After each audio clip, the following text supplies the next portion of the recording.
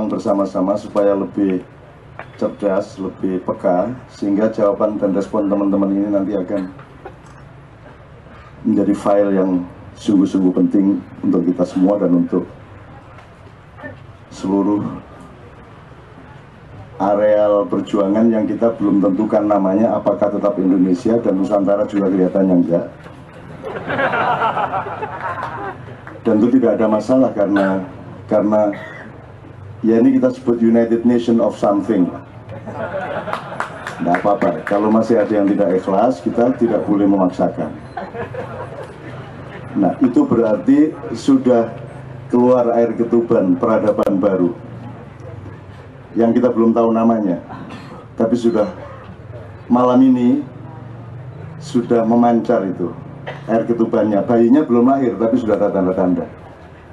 Tidak bisa sebuah negara, sebuah masyarakat, sebuah bangsa, atau apalagi berbagai macam bangsa, ada bangsa Sunda, bangsa Jawa, bangsa Madura, dengan bahasa yang berbeda, dengan tulisan yang berbeda, dengan segala macam berbeda, sehingga mereka memiliki parameter yang lengkap untuk disebut bangsa. Tidak bisa diteruskan hanya oleh pemerintahan-pemerintahan yang kacang goreng seperti sekarang. Jadi malam hari ini sudah lahir, ya sudah keluar air ketubannya. Nah, nanti kita eksplorasi bersama-sama. Kemarin di Padang Bulan saya didatangi oleh Prabu Brawijaya kelima. Supaya dia tidak ngerepoti saya suruh maju ke depan dan saya suruh bercerita bagaimana kok Anda datang lagi ke sini gitu. Tak pikir gede besar kok Anda kok kurus, saya bilang gitu. Kalau dia ternyata bukan Brawijaya kelima melainkan Raden Wijaya, jadi dia Brawijaya ke-1. Nah, saking cintanya kita semua kepada seluruh bangsa-bangsa yang melahirkan kita itu, maka ternyata jumlah orang-orang yang mencintai dan mencari solusi atas masalah-masalahnya sangat banyak. Dan malam hari ini ada dari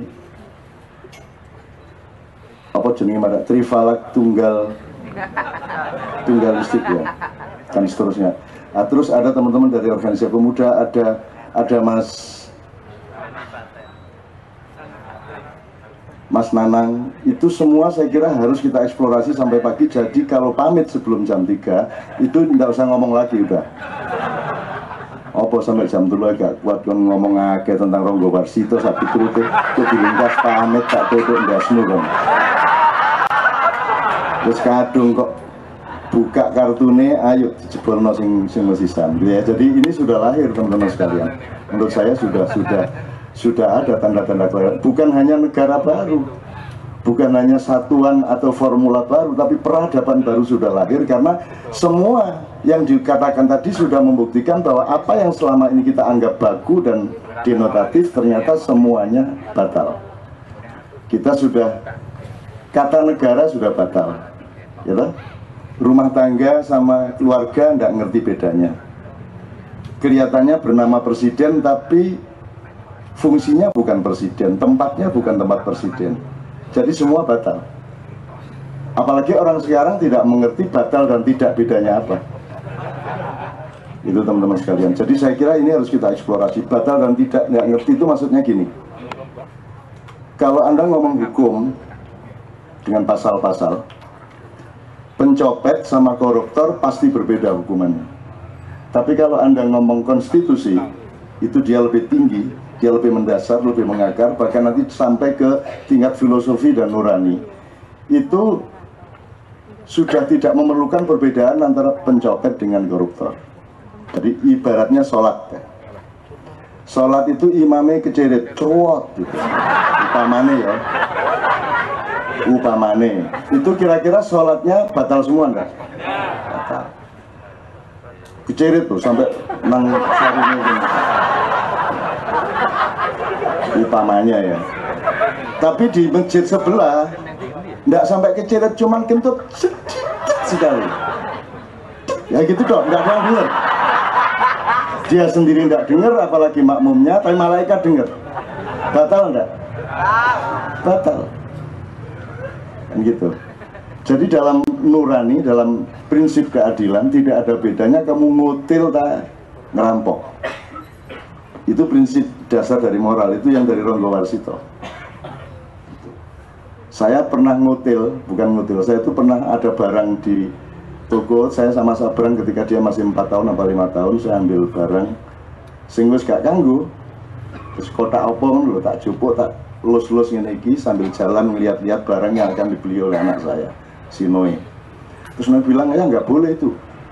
Dia manggil saya papa. Papa gedang. Nggak boleh loh, Yodi kan sudah nggak ada gunanya, lo nggak bisa, dia bilang, sama aja. Mau ngambil tokonya apa ngambil barang kecil sama aja nilainya, kata Sabrang begitu. Nah, Mahkamah Konstitusi itu harus bersikap seperti itu. Nah, kalau enggak, jangan bilang Mahkamah Konstitusi. Kalau Mahkamah Konstitusi itu biar jembret, kecerit, atau kentut, gitu dong. Itu sama. Jadi kalau ada suara tidak sah satu saja berarti batal seluruhnya. Itu loh teman. Jadi kalau ada Prabowo 0 sebuah daerah batal. Kalau ada Prabowo 0 dan ada Jokowi 0 juga lebih batal lagi. Sekarang enggak, karena ada Prabowo 0, Jokowi juga 0 ada, lupa 2 kok. Malah jadi malah gitu. Ya iki. Tapi enggak apa-apa. Wong semuanya sudah salah ya Mas ya. Semua sudah salah. Jadi ini semua sudah batal. Jadi Nusantara ini kita minta maaf ini untuk memancing. Kalau tidak ada judul ini, teman kita dari Bandung tadi pasti tidak akan mengungkapkan aspirasinya. Ini memancing. Seberapa ini sengaja atau tidak sengaja ini memancing seberapa benci orang lain kepada orang Jawa. Dan ternyata lumayan. Terus seberapa benci, seberapa cinta orang kepada bangsa kita yang bermacam-macam ini, sampai bahasanya pun dia tidak terima. Kok United Nation itu apa? Nah, kan gitu tadi kan. Lumayan kan, jadi sukses ini KC ini memancing fakta-fakta dari isi hati semua jamaah. Gitu. United Nation itu tidak disebut persatuan bangsa-bangsa karena United Nation itu untuk memudahkan idiom bahwa selama ini yang disebut kalau Amerika United States of, tapi kalau PBB kan United Nation, persatuan bangsa-bangsa lagi. Ini ada semacam pendapat bahwa Indonesia itu bukan sebuah bangsa tapi kumpulan dari bangsa-bangsa, kira-kira gitu. Dari Nganjuk ya, siapa Mas Wardi. Su'uban wa qabaila itu tidak berarti suku-suku dan kabilah-kabilah. Itu kan terjemahan Depak. Depak itu juga sudah batal, ngisingin lemen. Jadi itu sebenarnya satuan. Jadi Allah itu menciptakan satuan-satuan. Itu bisa parpol, bisa jenis orang. Iki podo, iki arek nangisan dadi siji. Arek gak isinan dadi siji. Itu kan su'ub juga itu, su'uban juga. Jadi itu ya antropologi bisa, sosiologi bisa, psikologi bisa, macam-macam. Jadi itu tidak terbatas. Jadi itu bukan suku-suku, karena kata suku itu juga relatif. Dia hanya sebuah kelahiran dari ilmu dan kebudayaan. Dia tidak baku sebenarnya secara kemanusiaan. Itu istilah yang sama dengan oh ini kertas gitu, sama-sama kita sepakati. Nah upama biyen oh ki asbak ya kene nyebut asbak. Jadi itu sebuah kesepakatan aja. Jadi teman-teman sekalian, saya kira teman-teman akan merespon ini nanti secara khusyuk. Dan ini sudah lahir. Saya kira kok lebih serius ini 10 kali lipat dibanding Sumpah Pemuda. Betul enggak? Jadi apa yang Anda kemukakan itu 90% yang saya dengar benar semua. Cuman saya ingatkan satu hal. Siapa yang kuliah hukum di sini? Tolong dari jamaah, jangan dari depan. Endra sini, Endra. Saya ingatkan supaya kita ngerti posisinya, supaya saya tidak disuruh untuk bikin penandatanganan pergantian nama negara terus ke MPR. Tolong mikrofonnya. Tolong Hendra jelaskan kewajiban dan hak itu gimana prinsip dasarnya.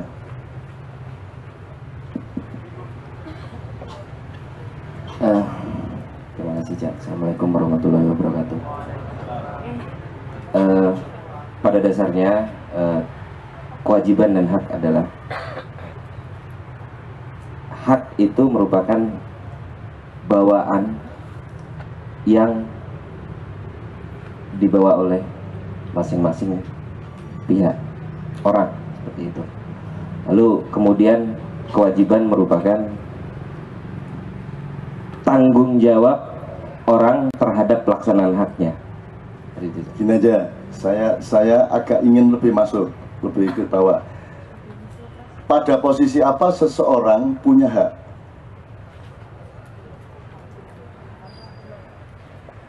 Orang memiliki hak ketika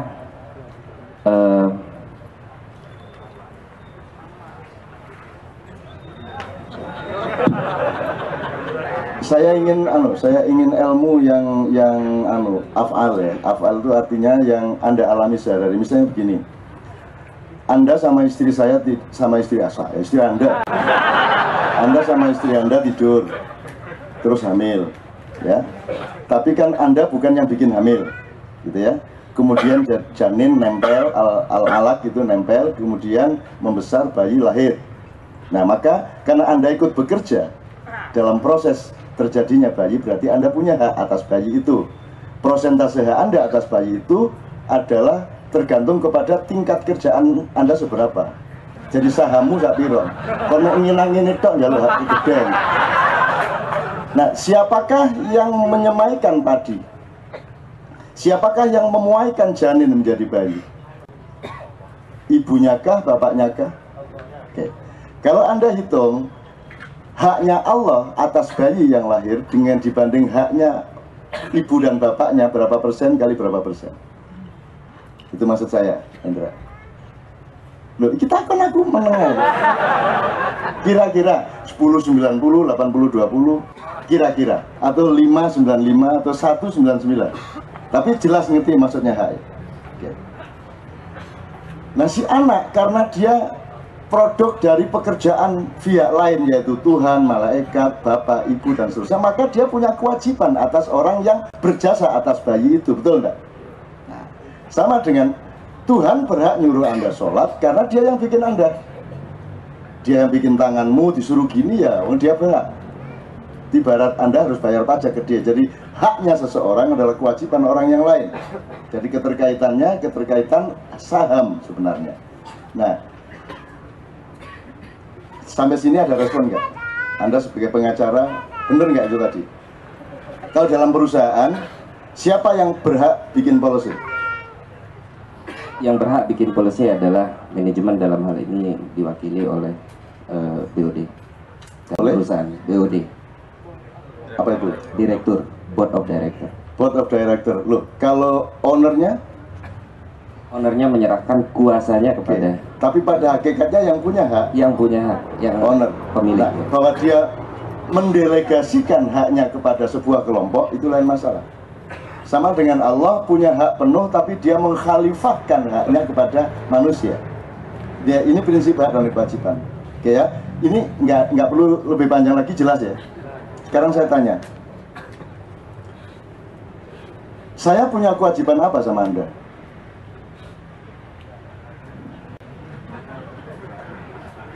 Mencerahkan. Atas dasar apa saya wajib mencerahkan Anda?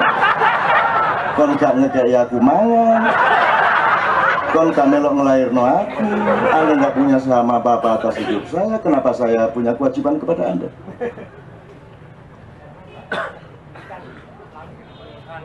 Karena saya yang diberi atas bukti yang mana bahwa saya yang diberi hidayah terus lainnya tidak. Lu keyakinan tidak bisa melahirkan hak dan kewajiban, hanya harus fakta. Sekarang saya tanya lagi, kewajiban saya kepada Anda apa? Upomaku di omah turu katil apa, Pak? Saya nggak punya kewajiban apa-apa. Anda juga tidak punya hak atas kepada saya. Saya pun tidak punya hak atas Anda, dan Anda juga tidak punya hak atas saya. Kan gitu posisi kita, jelas.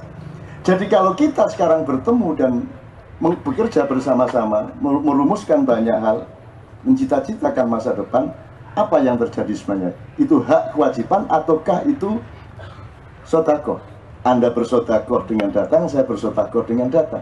Anda bersodakoh mendengarkan, saya bersodakoh berbicara. Sebaliknya saya juga bersodakoh mendengarkan, Anda bersodakoh berbicara. Tapi ingat ya, ini sodakoh. Jadi saya sama Anda tidak punya kewajiban apa-apa. Anda sama saya tidak punya kewajiban apa-apa.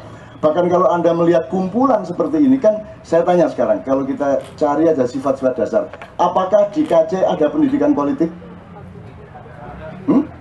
Nggak ada. Ada enggak? Sangat merupakan pendidikan politik setahu saya. Wong kita ngomong demokrasi, ngomong segala macam, betul enggak? Ya, siapa yang sebenarnya di negara ini berkewajiban untuk melaksanakan pendidikan politik? Partai politik, Depdagri, dan seterusnya. Apakah yang berkewajiban menjalankan kewajibannya? Tidak. Sementara yang tidak berkewajiban menjalankan kewajiban orang lain itu, berarti sodakonya kuadrat. Jelas ya? Apakah ini pengajian agama? Sangat pengajian. Apakah ulama-ulama membuat pengajian kepada orang yang memang butuh pengajian? Ataukah mereka pengajian hanya kepada orang yang sudah ngerti Quran, sudah pakai peci? Kan mereka pengajiannya gitu. Menyuruh sholat orang yang sudah sholat tiap hari. Itu enggak? Menyuruh haji orang yang sudah haji. Sama dengan Golkar atau P3 atau Demokrat, kampanye di depan orang Demokrat, di depan orang Golkar, di depan podo. Lalu apa kan kampanye nang anggotamu dulu? Mengurus anggotamu. Mestinya Demokrat kampanye di depan anggota PKB. Dan partai-partai betul enggak? Itu namanya kampanye. Kalau kamu kampanye di depan orang yang sudah menjadi bagian dari kamu, itu jenisnya ngerocok. Maju mundur kuna kunuta. Sabun laris. Sing guyu sing bendina iki. Sing gak guyu dina ping 3. Jelas ya? Oke. Jadi apa lagi, Mas? KC ini seluruh maiyah di seluruh Indonesia. Pendidikan politik iya. Pendidikan agama iya, spiritualitas iya. Budaya iya, kesenian iya, teknologi iya, hukum iya, semuanya, seluruh universitas ada di sini. Apakah Forum KC punya kewajiban kepada Anda dan bangsa Indonesia untuk melakukan itu? Tidak, tapi mereka melakukannya lebih intensif dibanding yang dibayar-bayar. Anda kuliah di UI bayar semester 1 sekian, dikasih kuliah 1 jam 2 jam. Kamu kesini ndak membayar, dikasih kuliah intensif 2-3 kali kuliah cukup untuk senyum-senyum di kantor masing-masing. Betul nggak? Udah punya kesaktian, nggak bisa dihapusi orang, dan hatinya tenang, dewasa, tahu ambil jarak, tahu mulur mungkret, memahami apa-apa komprehensif, kan begitu. Anda menjadi tangguh hatinya, tangguh mentalnya, pikirannya kaya, kan begitu. Tanpa bayar. Jadi apa namanya itu? Sodako. Oke. Jadi di sini terjadi 3 lapis sodako. 4 sih sebenarnya. Saya sodako sama teman-teman yang menyelenggarakan KC. Teman-teman yang menyelenggarakan KC sodako kepada Anda. Gitu? Nah, Anda sodako kepada siapa? Saya tanya sekarang. Apakah KC punya kewajiban atas yang sekarang disebut Indonesia itu? Kan nggak ada kewajiban apa-apa. Sebenarnya yang harus berterima kasih siapa? KC, maiyah kepada Indonesia, ataukah Indonesia harus bayar pajak kepada kita? 6 abad Jawa dan Sunda sama sekali belum beres. Masih ada dendam yang sangat mendalam. Berarti ya, ini sebelum kita, Anda harus mengumpulkan lebih banyak lagi. Itu harus kita, itu fakta kita, dan itu bukan kita benci, bukan kita kritik. Saya nggak akan kritik siapa-siapa. Yuk kalau gitu mau bagaimana sekarang? Yuk kita berunding. Karena peradaban yang sudah air kawahnya sudah menetes dan sudah melimpah ini harus kita putuskan formulasinya pelan-pelan. Dan malam hari ini jelas sekali formulasi masa depan itu ada di KC dan maiyah-maiyah. Anda sudah mikirin semuanya. Wis ono pelange barang iku, Mang. Wis ono gambar-gambar golek.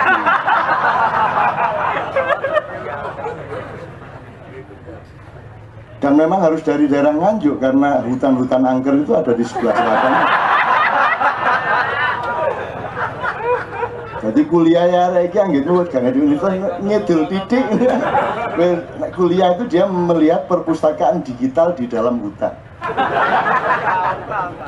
Jadi nek wis mlebu alas ngene nisore wit set terus melek ketok sret. Digital. Sehingga saya sendiri pengen menanyakan banyak karena kita sudah membicarakan itu cukup lama, tapi dia meresmikannya dan memformulasikan secara lebih jelas. Tepuk tangan untuk dia. Kita ini nggak ngerti bedanya negara sama pemerintah, nggak ngerti presiden fungsinya perdana menteri tapi presiden, lembaga negara nggak beda nih, pegawainya juga pegawai negeri. Kata negeri itu bukan bahasa konstitusi, bukan bahasa birokrasi. Negeri itu bahasa kesenian dan bahasa kebudayaan. Padamu. Kalau kamu bilang negeri sama dengan negara, coba rubah lagunya. Padamu negara. Gak bisa, negeri sama negara berbeda. Dia yang satu itu nuansa, yang satu itu benda padat. Maka pegawai negeri itu tidak akan pernah beres karena mereka itu hanya nuansa. Seharusnya mereka pegawai negara.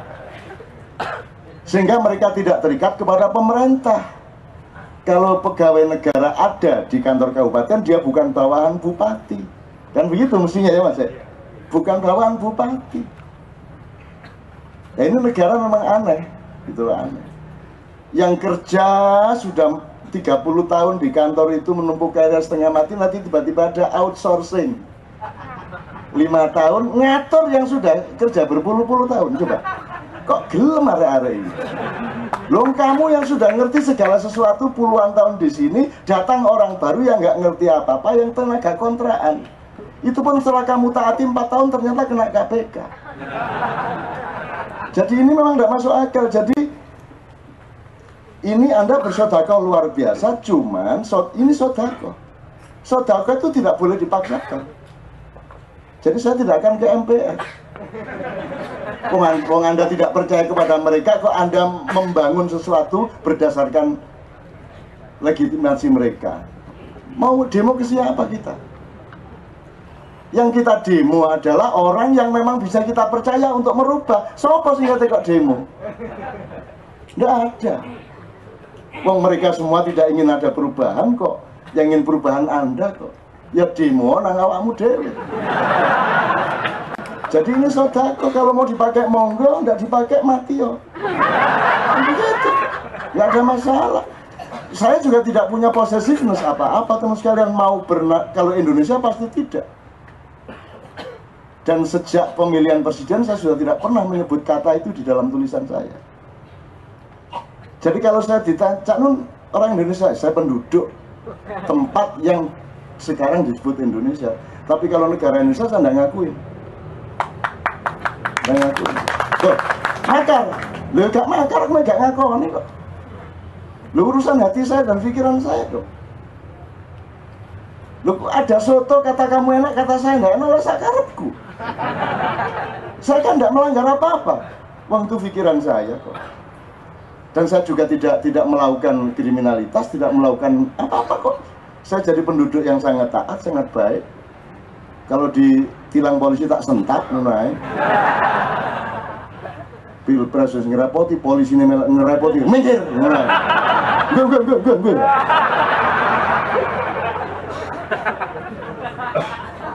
Jadi teman-teman sekalian, saya senang sekali ini fakta kita. Tapi harap ingat, kalau kemarin di Bank Wetan Pak Dr. Ananto mengatakan hidup itu kan ada input, jadi kalau sistem sosial kan ada input, sistem, output yang gitu. Nanti ada outcome juga. Nah, manusia itu hanya punya hak dan kemampuan di wilayah input dan proses sistem. Tapi nanti outputnya dan outcome-nya itu betul-betul di luar kekuasaan manusia. Makanya seorang ibu selalu harap-harap cemas kalau anaknya mau lahir di sini papat kalimo. Karena dia tidak punya kemampuan untuk menentukan jari-jarinya 5. Dia bisanya iya mas terus mulut tak bisa. Kok wes mas, aku juga alhamdulillah sampai nusalah dolin iki apa iki. Jadi nanti suami-suami kalau sampai rumah bilang sama istri, Dek, tak walau dolin dulu deh. Lumayan ini dapat idiom banyak ini. Jadi saya tidak percaya bahwa forum ini yang dahsyat ini, yang Allah memberi hidayah, yang softwarenya berpendar-pendar dari langit ini tidak beranak masa depan yang bercahaya bagi seluruh republik yang namanya belum ada ini. Itu ya. Wong Sumpah Pemuda cuman ketemu begitu aja melahirkan kok. Apalagi ini. Ngopo sono drafe pisan. Nanti tak kirim ke atas. Tak kirim ke atas nanti. Iki ya Pak, drafe sampean. Arek ndi sing gawe lari nganjuk isip ora apa-apa. Tapi awas ono iku arek iku. Nggih kula awasi. Tenang mawon nganjuk ae kok. Ini putuku. Itu sekalian ya. Jadi insya Allah saya kok senang sekali, bukan soal Anda sudah bersepakat, enggak harus bersepakat sekarang, tapi sudah murni. Karena gini, di Indonesia tidak mungkin lahir pemimpin karena tanahnya tidak bisa lahir bersemai pemimpin beneran. Kebenaran tentang negara, tentang pemerintah, tentang bahasa itu tidak bisa bersemai di DPR, tidak bisa di kantor pemerintahan, tidak bisa di pasar, tidak bisa di masjid, apalagi nggak bisa, di gereja pun enggak. Tapi di sini bersemai, di sini bisa lahir pemimpin sejati karena di sini nggak bisa bohong, di sini nggak bisa berniat jahat, betul nggak? Tuh, ngapain Anda jauh-jauh datang dari Depok, dari Kerawang, dari mana ke sini duduk sampai jam 3 itu kalau bukan orang suci siapa lagi? Betul nggak? Kalau tidak benar-benar hatinya itu oleh Allah memang dihimpun untuk menjadi infrastruktur dari masa depan seluruh yang sekarang disebut Indonesia atau diusulkan Nusantara dan tidak disetujui itu. Tapi kan Anda orang-orang yang memang dibimbing. Jadi saya tanya sama Anda untuk sementara sebelum kita berdiri bersama. Ini seluruhnya ini kita butuh soft research atau hard research atau total research. Nah, soft research kan nanti sama aja, aplikasinya sama, OS-nya sama, kan gitu kalau soft research. Hard research pun masih sama.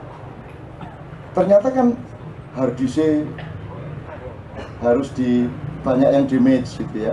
Jadi ternyata mah harus total research gitu. Total research. Nah, total research tolong nanti Anda rumuskan. Berarti diganti KB gitu.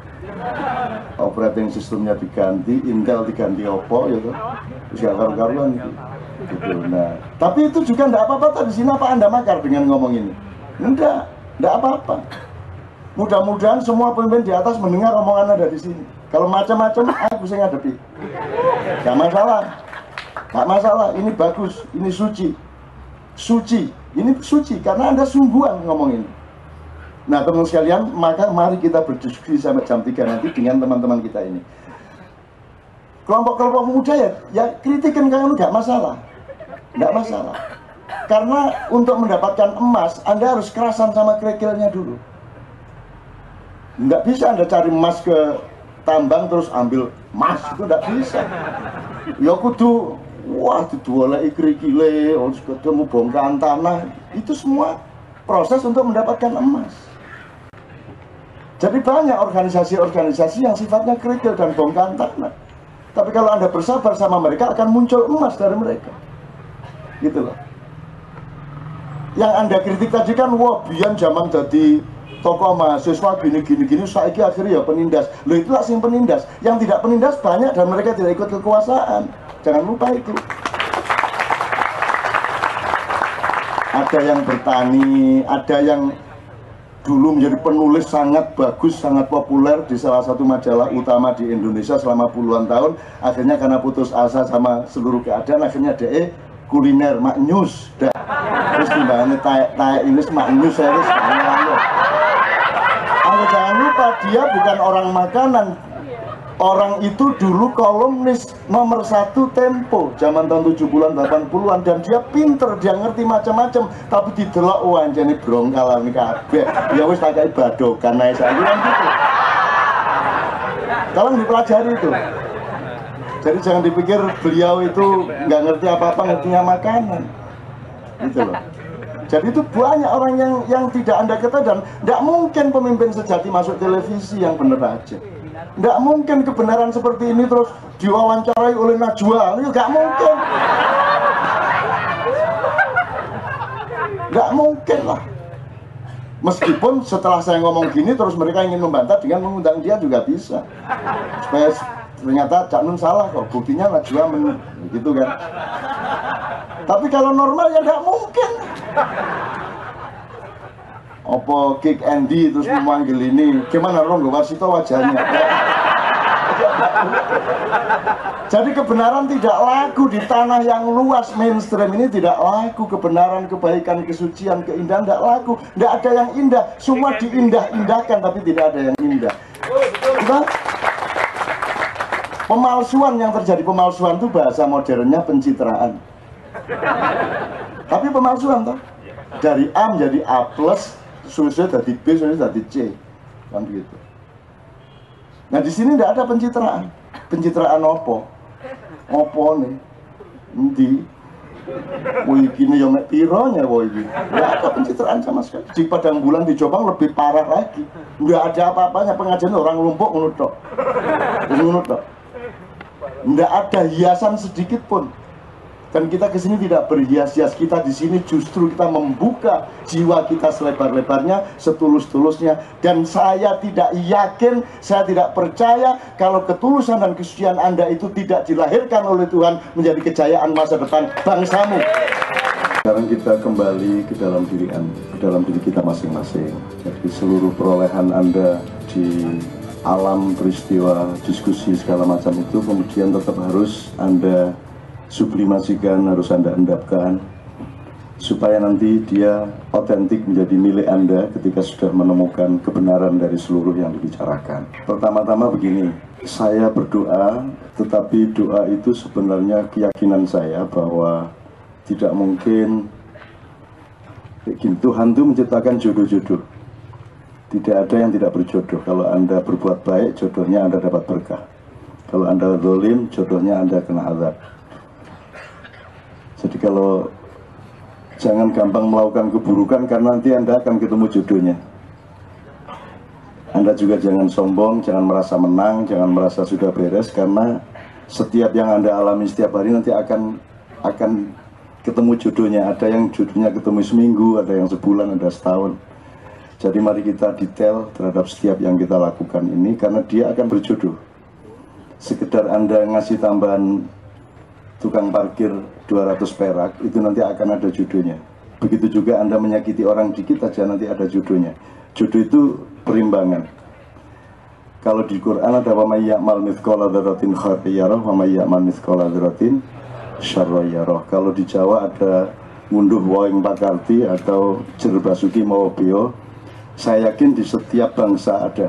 Bangsa Madura punya, bangsa Sunda punya, bangsa Minang punya, bangsa Aceh punya.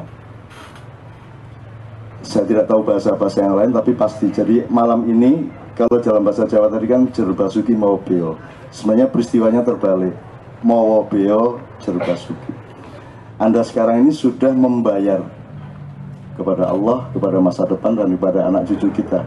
Membayarkan dengan tarikot, membayar dengan keikhlasan. Anda jauh-jauh datang ke sini, merindukan sesuatu bersama-sama, dan kerinduan itu kepada sesuatu yang sama sebenarnya. Dan Anda membiayainya dengan uang, membiayainya dengan tenaga, membiayainya dengan juga ikhlasan. Itu Anda berarti Anda melakukan mawa beo. Beo ada biayanya. Jadi nanti Anda dipastikan oleh hukum Allah Anda akan ketemu jodoh dari pengorbanan Anda, dan tarikot Anda itu berupa kebaikan-kebaikan, kemudahan-kemudahan. Jadi kalau praktisnya saya itu sangat yakin pengorbanan Anda setiap bulan sampai pagi hari seperti ini nanti akan menambah kemudahan hidup Anda. Lahir batin, artinya hati sehancur apapun mudah sembuh gitu loh. Masalah separah apapun cepat dikasih solusi oleh Allah. Baik masalah pribadi, keluarga, bisnis, atau apapun saja, Anda akan mendapat kemudahan-kemudahan. Dan semakin Anda ikhlas dan tidak minta apa-apa, cuman jangan minta kemudahan. Jangan saya datang ke KJ supaya mudah hidup saya, enggak usah gitu. Datang ke KJ gitu aja, saya ikhlas gitu aja. Jadi tarik becak, genjot aja, tidak usah mudah-mudahan nanti saya dibayar, pasti dibayar. Itu enggak usah cari duit. Cari duitnya ketika transaksi. Pak, ke stasiun berapa? 3.000 ya 2.500 lah. Asal dilihat-lihat dulu, jangan tukang becak Madura. Untuk sampai ngenyang seket, diangkut sama dia tapi dikenek ini. Pak, sing hati-hati Pak. Sampean bayar seket, jaluk selamat. Hati-hati, jadi sebelum naik becak diteliti dulu dialeknya. Kalau dialeknya Madura, nanti sampean Pak, tem guluk-guluk, tempundi. Mana guluk-guluk? Tidak ada. Terus setelah sampean tinggal baru, setelah sampean mau nawar becak lain baru dia teriak, oh lu gulu. Nek gulu gak ngerti dia, kalau lu gulu dia baru paham. Jadi Iswan itu juga bangga pernah pergi lama ke Madura, sebenarnya diketawain sama orang Madura, wong yang bikin kota Toronto orang Madura, aslinya Ronto-Ronto. Tapi karena orang Madura yang bikin Toronto kan. Oke, jadi pertama saya meyakini Anda akan mendapat kemudahan, tetapi tidak usah mencari kemudahan, tidak usah mempamrihi itu. Jangan bersedekah dengan niat nanti dapat kembalian 700 kali lipat. Itu bukan sedekah namanya. Sedekah itu titik ketika Anda ngasih, titik. Tidak ada pikiran apapun kecuali memberi, melayani, titik. Bahwa nanti Anda mendapat imbalan itu bukan urusan Anda. Jadi Anda jangan ikut-ikut, tidak usah difikirkan. Gitu. Kalau Anda bersedekah, ngasih senyuman kayak nolong orang kayak nuntun orang tua tadi nyebrang jalan segala macam, supaya tidak menjadi sistem sosial dan ekonomi kreatif. Lumayan aku ini mendengarkan ini lumayan.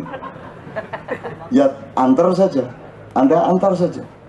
Semakin Anda ikhlas mengantar dan membatasi diri Anda pada pelayanan titik, itu nanti makin banyak pendapatannya. Cuman jangan terus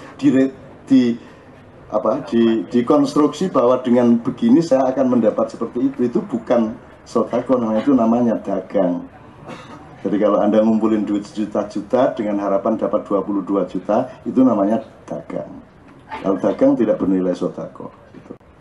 Jadi janjinya Tuhan jangan dijanjikan oleh manusia. Nanti Tuhannya ngambek. Lho kok akeh Gusti Allah saiki gitu. Wis kono, gak usah. Apalagi Tuhan sekarang banyak dikecewakan karena orang itu berdoa ahistoris. Dia berdoa, dia mohon, segala macam. Terus Tuhan jawab, lah kamu dulu waktu pertama bikin ini kamu tidak bilang-bilang saya. Setelah kamu mengalami kesulitan baru berdoa sama saya. Makanya sejak awal melakukan sekecil apapun pekerjaan, jangan tidak melibatkan Allah, kan gitu ceritanya. Allahnya terserah, mau Allah, mau Sang Yang Wenang, mau Wineto apa Manito, mau Yehova, mau terserah. Tapi pokoknya libatkan satu itu. Nah, satu itu gini juga jangan disalahkan terus saya seolah menuduh Tuhan ada di atap situ. Ini kan idiom saja sebenarnya. Tapi kalau saya bilang berdoalah sama Allah itu, nanti disangka saya, padahal maksud saya itu Allah yang di dalam diri saya. Jadi mohon bahasa budaya jangan dimarahi kalau dia punya keterbatasan. Memang terbatas, nggak ada yang benar sebenarnya kalau diurut-urut. Seluruh kalimat itu nggak ada yang benar. Wong itu cuma kesepakatan loh. Wong anak saya aja kelas 3 SD nyeret saya mau omong tapi jangan kedengaran siapa-siapa. Ngopoi sini toh, aku diseret ke pojok. Ayah itu kalau Mak Iyahan kan aku sering denger langsung di Mayan atau di YouTube saya baca, saya dengerin. Ayah itu kan suka ngomongin Indonesia gini sinis kan gitu. Anak saya itu marah sama saya. Lu ya ndak ya kan ayah kan ngomong apa adanya kan gitu. Loh, tapi ayah kan selalu ngomongin Indonesia. Lah ya kan apa adanya. Loh, nggak usah apa adanya. Memang Indonesia itu tai, dia bilang. Lho kok Indonesia Tai? Anak saya kelas 3 panik aku lho, kok cah cilik wis iso ngomong Indonesia Tai. Loh, memang Tai mau bagaimana? Dia bilang, memang Tai Indonesia itu. Sito gue cuma macam-macam gue isi SD kelas 3 ya. Loh, memang Tai dia bilang. Loh, coba aja agak mikir sedikit dia bilang. Ini wallah ini Mas, ini fatwa terakhir anak saya. Sebelumnya itu udah bilang ya, tak kasih tahu ya, sekolah yang baik itu yang memilih siswa-siswa yang tidak pintar. Itu sekolah yang baik. Wah, kok gitu? Loh, gunanya sekolah itu mendidik anak yang tidak pintar menjadi pintar. Loh, itu benar-benar dia ngomong gitu. Kalau sekolahan ngambil anak-anak pintar, itu namanya bukan sekolahan. Itu dia cari laba dari anak-anak pintar. Nanti karena dia mikirnya itu cari laba, akhirnya anak pintar itu menjadi bodoh di sekolah itu. Itu kan gawat ini, anak kelas 3 SD menyimpulkan begitu, bangun tidur gitu loh. Tak kasih tahu ya gitu. Oh ya, kok tak dengerin terus, fatwanya kita catat sudah beratus-ratus. Anak yang Tai gini sih, kok Tai bagaimana? Loh, coba ayah dengerin baik-baik. Indonesia kan kita sebut tanah air Indonesia. Singkatannya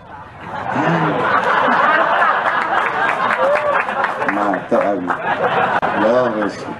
Nah, terus dia lega, terus dia tinggalkan saya.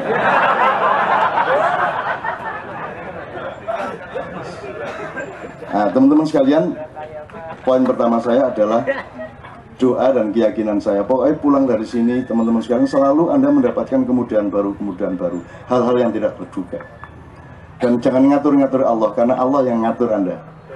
Gitu loh. Istilahnya Syekh Abdul Qadir Jailani, Sunan Kudus, nanti begitu kamu riset, kamu simpulkan yang banyak terkabul itu yang gini, terus Tuhan bilang besok tak rubah. Enakmu dewi. Terserah saya mau wasilah ndak wasilah, mau ngabulkan ndak ngabulkan, itu hak 100% saya, kata Tuhan. Wong saya yang bikin. Gitu. Jangankan mengabulkan, tak habisin ini seluruh bumi dan alam semesta, hak saya. Jadi sama Tuhan tuh nggak usah ngatur-ngatur, pokoknya terserah ada. Cuma ya ojo kebangetan, paling gitu ngomong gitu deh. Mosok nggak dikabulkan, paling gitu aja ya. Tapi nggak usah ngaran-ngarani gitu loh. Nggak usah meregulasi, menentukan waktunya 2 hari belum terkabul marah. Gitu. Mana katanya Rahman Rahim sampean? Medurong nih marah. Nah orang Pekalongan ngancam. Nah orang dikabulke aku mabuk loh. Terus angel ini manusia. Akhirnya Gusti Allah kadang-kadang panik. Ya tak kabulke. Oke teman sekalian, mudah-mudahan kesegaran ini juga membuka pori-pori pikiran Anda. Adrenalin Anda tumbuh, energi Anda berkembang. Yang selama ini energi Anda itu dibunuh oleh kerating, deng, oleh suplemen, dan segala macam, sekarang muncul kembali. Energi hidup Anda. Saya ini, nyun sewu teman sekalian, saya tadi baru ingat, saya ini sudah 42 tahun forum kayak gini. Saya mulai tahun 72. Dan saya ingat yang pertama itu di kampung di Jogja, di belakang Jalan Mangkubumi itu ada, di pinggir sungai itu namanya Kampung Jogoyudan. Di situ saya pertama ketemu rakyat itu. Dan itu saya lakukan terus menerus sampai jumlahnya kalau saya sendiri sudah puluhan ribu, kalau sama Kiai Ngajeng 3.800 berapa gitu. Dan yang saya syukuri bukan rekornya, yang saya syukuri adalah saya tidak pernah menagih apa-apa. Alhamdulillah. Saya tidak pernah berharap apa-apa, saya tidak pernah menuntut apa-apa. Saya tidak pernah terus mencita-citakan karena saya belusuan, terus saya akan menjadi ini. Enggak, saya enggak minta. Saya tidak minta apa-apa ke yang disebut Indonesia ini, kepada masyarakat tidak minta. Saya tidak pernah transaksi. Saya tidak pernah, pokoknya saya nikmati. Karena saya tahu hidup itu adalah, kalau saya sama tempe, maka yang paling enak tempe gitu saya. Yang bikin tempe tidak enak adalah makan tempe bayang no sop buntut. Goblokmu dewe. Wis tembene gak enak sop buntute gak oleh. Benar gak Mas? Nah orang tuh gitu, dapat duit cuman 100.000, dia merasa kurang puas karena pikirannya 1 juta. Loh kalau 100.000 ya 100.000 itu yang nikmat. Detik itu gitu loh, bahwa nanti kamu punya cita-cita, enggak apa-apa, cita-cita ditunda. Pas makan tempe itu jangan bercita-cita. Makan tempe itu menghayati tempe, menikmati tempe. Makanya para mubalik, orang-orang yang menasihati masyarakat, jangan ngajak berbuat baik. Ini supaya dipotong di YouTube terus nanti saya dimarahi. MH.2 jangan mengajak orang berbuat baik, titik. Udah tak biarin aja biar di YouTube kan. Maksud saya, pengajian itu bikin workshop, pengalaman, memasukkan orang ke dalam cerita-cerita, kisah-kisah yang menggambarkan betapa nikmatnya berbuat baik. Kalau Anda nyuruh berbuat baik toh, ya ndak enak berbuat baik. Sing enak aku nyolong, nuroni bojone wong. Jadi orang dididik untuk puzzling antara kebaikan dengan kenikmatan. Selama ini kan orang nggak punya duit tidak nikmat, punya duit nikmat. Itu puzzle-puzzle yang tidak bermutu. Bahkan penderitaan pun Anda menemukan nikmatnya, dan Anda potensial untuk menemukan nikmatnya penderitaan. Lihat anak-anak yang ditinggal pacarnya, dipelihara patah hatinya itu, didengerin di kamar lagu kenangannya, gitu. Terus barang yang masih kebawa oleh dia dilus-lus, dinikmati gitu. Karena orang punya potensi untuk menikmati penderitaan, dan penderitaan itu tidak negatif. Penderitaan itu Anda perlukan.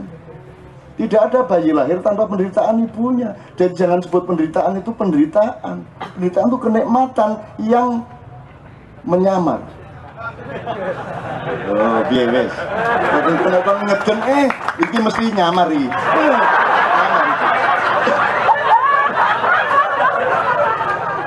Harus ngelahirin anak, wah ini nyamar ini, gitu nanti.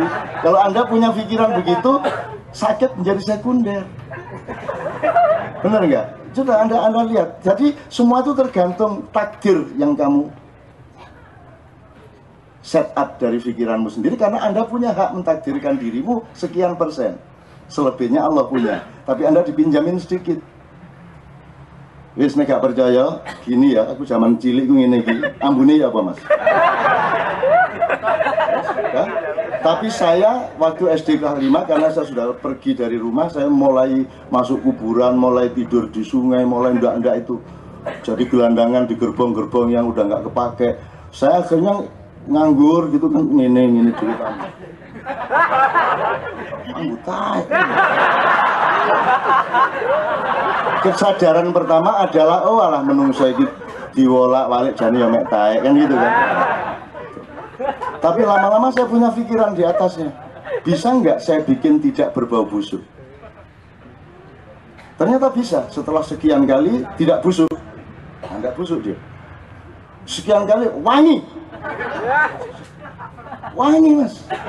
Nah, sekarang tolong pahami peristiwa dalam kehidupan. Itu wangi tidak dianya itu berbau wangi, tapi hidung saya, jiwa saya, pikiran saya mampu menciptakan sebuah pertemuan meskipun dengan kebusukan dia terasa wangi.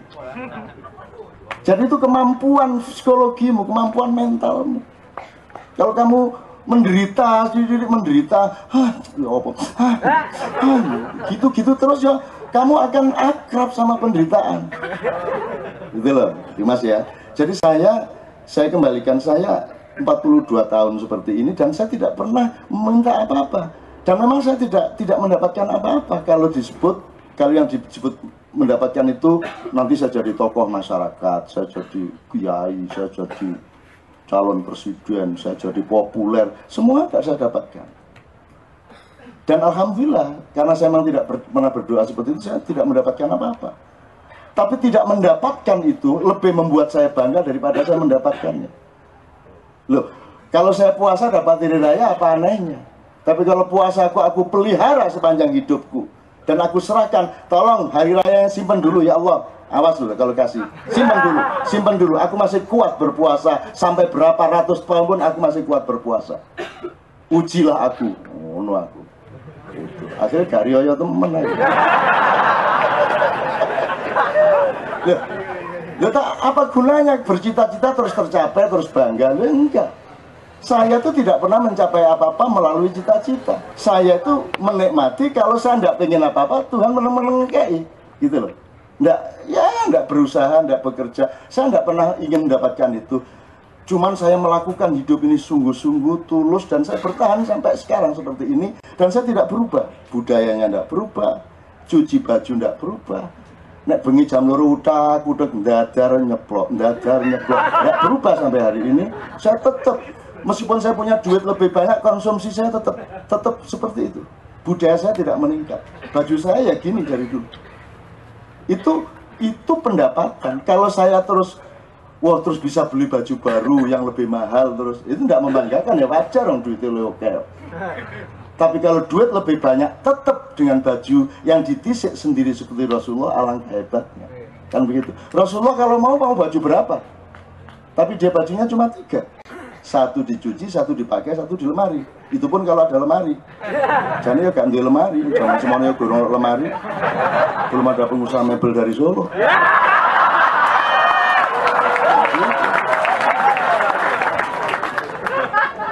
Kalau Muhammad mau, dia mau baju berapa? Nah, saya dididik oleh ibu saya yang juga tidak pernah lebih dari 3 pakaiannya. Apa kerudungnya, apa bajunya, apa jaritnya. Jangan pernah kasih ibu saya pakaian kalau hari raya. Kami sudah berpuluh-puluh tahun ngasih terus ke ibu, dan hari kedua sudah habis. Begitu dikasih, bayang, oh iki lo gak duwe kayak no. Oh, ibu saya itu kerjanya begitu kok, dan itu biayanya kadang-kadang mahal. Saya yang harus membiayai. Pulang ke rumah, nun, itu kalau serupa itu asrufa, nek jadi di saya panggilannya serupa. Nama aslinya asrufa, nek bakrodin brakodin. Serupa itu kalau nun lah bojone dimun sih, dimun itu becak, tapi gak serius keset arek iku. Jadi ya susah nyekolahno anak ya gak cukup duwike, omah ya cek nunut maratuane. Sang nonun serupa iku arek padahal pinter, mulang ngaji nek sore sregep. Arek wedok gelem nyambut gawe apa menek klopo ya gelem. Kata ibu saya. Soalnya dia apa namanya, memberi data mengenai Asrufa ini. Sakno arek iki. Akhirnya kan saya naikin haji. Si Asrufa itu saya naikin haji. Terus iku bojone iku keset mek becak wis di desa, sapa sing numpak keset pisan gitu kan. Terus endingnya gini, kayak nomah pokoknya cilik-cilik. Nah, saya bikinin rumah, mau tidak mau lah disuruh ibu saya. Kalau disuruh ibu saya itu apa saja, mau disuruh ndelosor, saya ndelosor. Disuruh jilat cilik itu tak jilat-cilit. Karena itu pekerjaan yang paling mulia. Makanya kalau Anda kuliah, cepat selesai demi ibumu. Wis cukup itu tak alasannya, gak usah cai pinter, cai jadi intelektual, cai gak usah. Wis pokoknya selesaikan skripsimu secepatnya supaya ibumu seneng, sudah. Itu lebih kuat itu motivasinya. Gitu. Itu tak cukup. Temenan itu. Dan motivasi saya dari dulu gitu. Saya tidak pernah tidak keluar dari sekolah yang saya masuki. Coba biar. Kecuali SMA saya sudah keluar masuk lagi. Karena kakak saya jadi SD nguyui guru. Nah, saya dihukum disuruh berdiri di atas bangku. Ngukum itu mbok mikir. Karena ada environment of punishment kan gitu. Nah, ini saya kuliah hukum dulu. Nah, kuliah hukum kan cukup membaca beberapa hari selesai. Kalau memang saya disuruh berdiri, sepanjang pelajaran saya berdiri di atas. Dia tidak perhitungkan bahwa anak itu bisa pingin kencing, bisa pingin beol. Kan mestinya dia sediakan. Jumto sekian, kalau berdiri kemudian pingin kencing, maka diperkenankan ke kamar mandi. Kan gitu mestinya. Ini enggak. Berdiri gitu dok. Terus aku kudu ngoyo. Ya tak uyu sampai.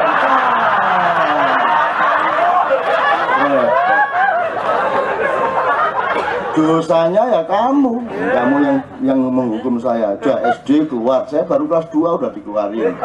Saya pindah ke Gontor, saya bertengkar lagi, dikeluarin lagi. Saya masuk Gontor pesantren, dikeluarin lagi 2,5 tahun diusir.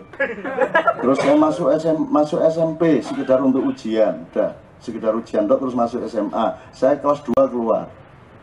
Saya ketua OSIS tapi diganggu sama guru terus. Disuruh ketua OSIS tapi tidak boleh ada kegiatan. Kalau kegiatan dikritik. Ini sepak bola terus, ini lomba-lomba terus. Tidak pernah tidak pernah masuk kelas. Loh. Ya apa sih? Lah sing ngongkon lomba ya sapa? Wong yang bikin IPM, sing IPENU, sing apa semua bikin porseni, bikin apa lah. Saya kan harus ngirim utusan. Ya kan harus pamit dari kelas. Dirasani di kelas. Aku maju, buku OSIS tak suwek. Wek. Gak OSIS-OSISan kono dadi ketua sapa kono. Aku metu. Ya. Akhirnya saya dipanggil kepala sekolah, dimarahi. Loh, nek ngono yang saya cabut bukan jabatan OSIS. Saya sebagai siswa di sini tak jabut. Itu aku. Cacakku ngelundasi. Dan non mbok kali ini sajalah ditamatkan sekolahnya. Sekali ini saja. Apa alasannya sebenarnya? Yo ibu itu loh cek seneng hati ini. Masa kon gak tahu beres di sekolah. Nah begitu disebut ibu. Oh, kalau ibu yang harus saya bela. Saya disuruh jadi apapun mau, saya malu kayak apapun mau, saya kehilangan martabat saya mau, saya kehilangan apa saja mau untuk ibuku. Jadi saya sore-sore nang omahe kepala sekolah. Pak sepuntene, Pak.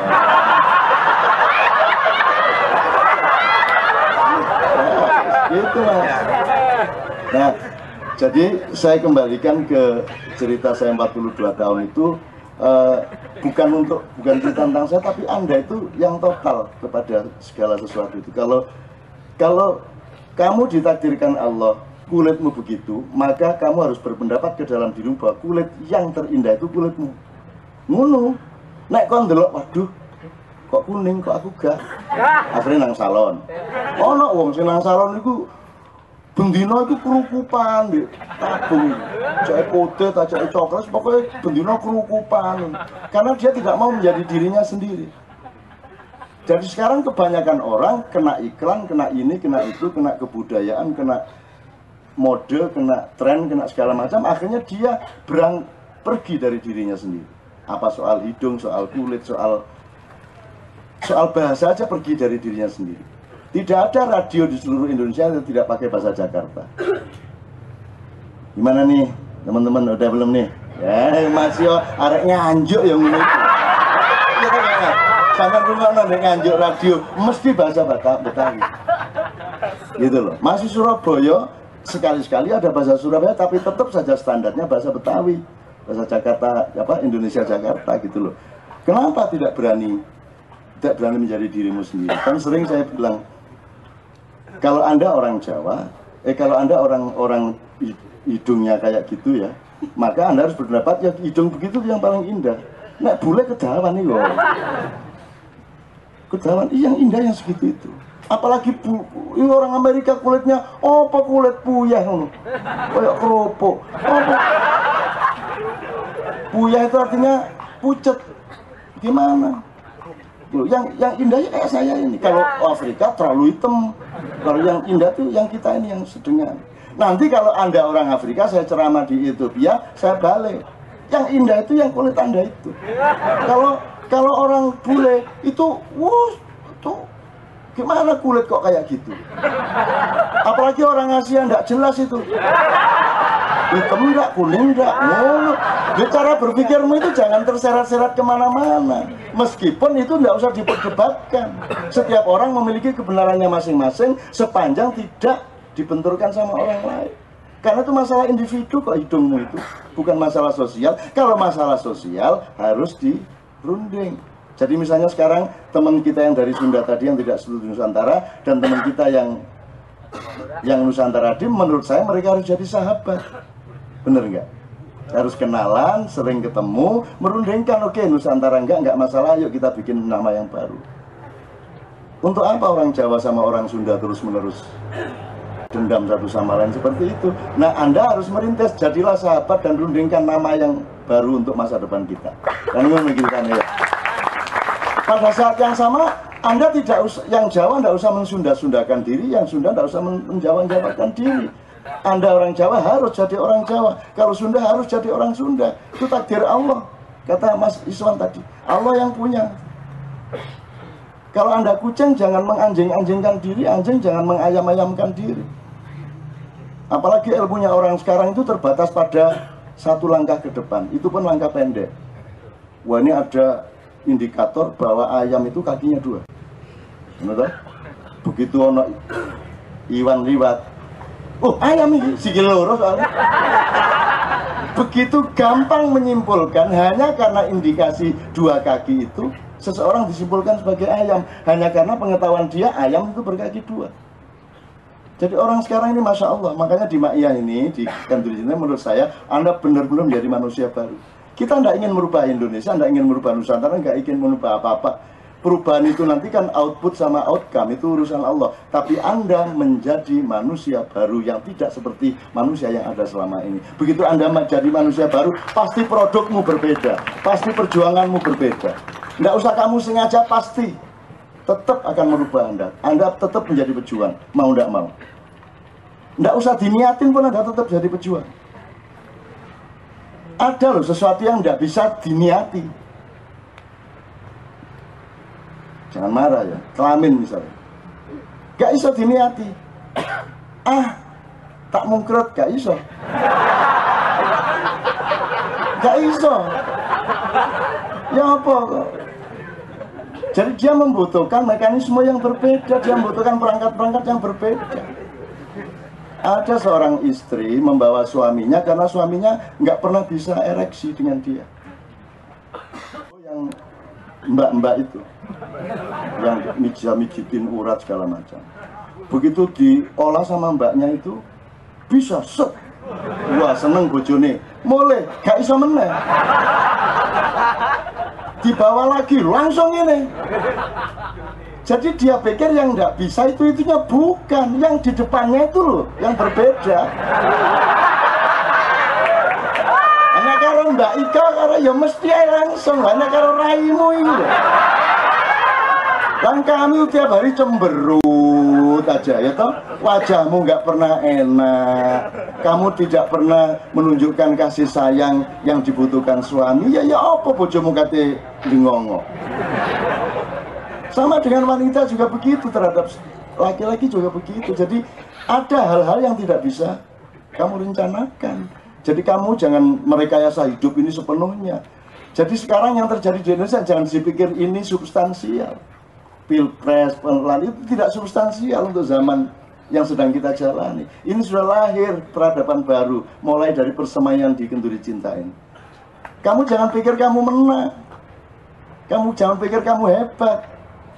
Di Indonesia ini kan menang sama dengan benar, kalah sama dengan salah. Bagaimana itu? Nanti dulu. Menang pun kamu ada waktunya. Kamu main sepak bola, bisa sengaja memasukkan bola? Bisa? Tidak bisa lah, kalau bisa kan tidak ada sepak bola. Karena setiap orang pasti niat untuk memasukkan bola. Dan kalau niatnya itu bisa direkayasa sendiri, benar-benar masuk, gak bisa bal-balan. Blang, blang, blang, blang, blang. Ketika gawangnya tidak jadi kemasukan karena bolanya membentur gawang, siapakah yang bekerja? Siapakah yang bekerja sebenarnya? Kok bolanya membentur gawang? Wah, diselamatkan oleh gawang. Gawang kok menyelamatkan? Dia nanti anak gawang yang salah nyelamat, gawang yang ngeceringin menyelamatkan. Bukan. Jadi kemarin di Bambang Wetan teman-teman memulai wirid ya faal. Jadi aduh ini jadi menjelaskan agak torikot sedikit ya. Jadi seluruhnya ini bekerja, dan yang maha bekerja itu kita sebut Allah lah gitu ya. Allah apa Tuhan atau terserah lah. Pokoknya yang itulah ya. Itu yang maha bekerja. Kalau di dalam torikot resmi biasanya ada istilah af'al. Jadi ada zat, sifat, isim, af'al ya. Asma, isim itu asma, isim itu singular, kalau pluralnya asma. Nah, yang saya pakai bukan itu. Kalau yang saya pakai Yang benar mana? Nggak usah berdebat. Yang benar itu adalah kalau kamu tulus menjalani, selesai. Jadi kesembuhan atau pencapaian itu tidak harus melalui jalannya, terserah Tuhan. Sebelum saya ngomong afal ini ya, saya ingatkan dulu yang sudah pernah kita omongkan dulu. Dokter bikin obat generik atau sudah bikin obat industri, terus ini untuk menyembuhkan ini flu, ini mengurangi rasa sakit, ini. Iya memang benar, tapi itu tidak terjadi kalau tidak diizinkan sama Allah. Jadi maksud saya gini loh Mas. Dah, bagi yang belum dengar jangan tanya kepada yang sudah dengar ya. Yang sudah dengar jangan ngasih tahu dulu kepada yang belum dengar, supaya saya ceritanya lancar. Kan Abu Nawas dulu kan mirip-mirip saya, kalau disuruh khutbah kan pernah mau, saya kan belum pernah khutbah. Pernah terpaksa sekali Abu Nawas, alhamdulillah, amma ba'du. Saudara-saudara para jamaah sekalian, bagi yang belum tahu apa yang akan saya khutbahkan, silahkan tanya kepada yang sudah tahu. Dan bagi yang sudah tahu, silahkan memberitahu kepada yang belum tahu. Shadaqallahul azim. Barakallahu li wa lakum fil Qur'anil azim wa nafa'allah. Gitu, selesai. Nah sekarang tolong, jadi Nabi Musa, ceritanya singkat, Nabi Musa dikejar Fir'aun sama pasukannya, tiba-tiba sakit perut. Terus dia mengeluh, ya Allah kok sakitku perut, aku ini dalam bahaya melawan kebatilan Fir'aun, tapi kenapa engkau bikin sakit perut, ya Allah sembuhkanlah aku. Terus Allah langsung jawab, wis kono nang bukit kono, sana kamu ke atas bukit, di sana ada pohon, ambil daunnya kamu makan, insya Allah sembuh itu, insya Allah. Masa Gusti Allah ngomong insya Allah.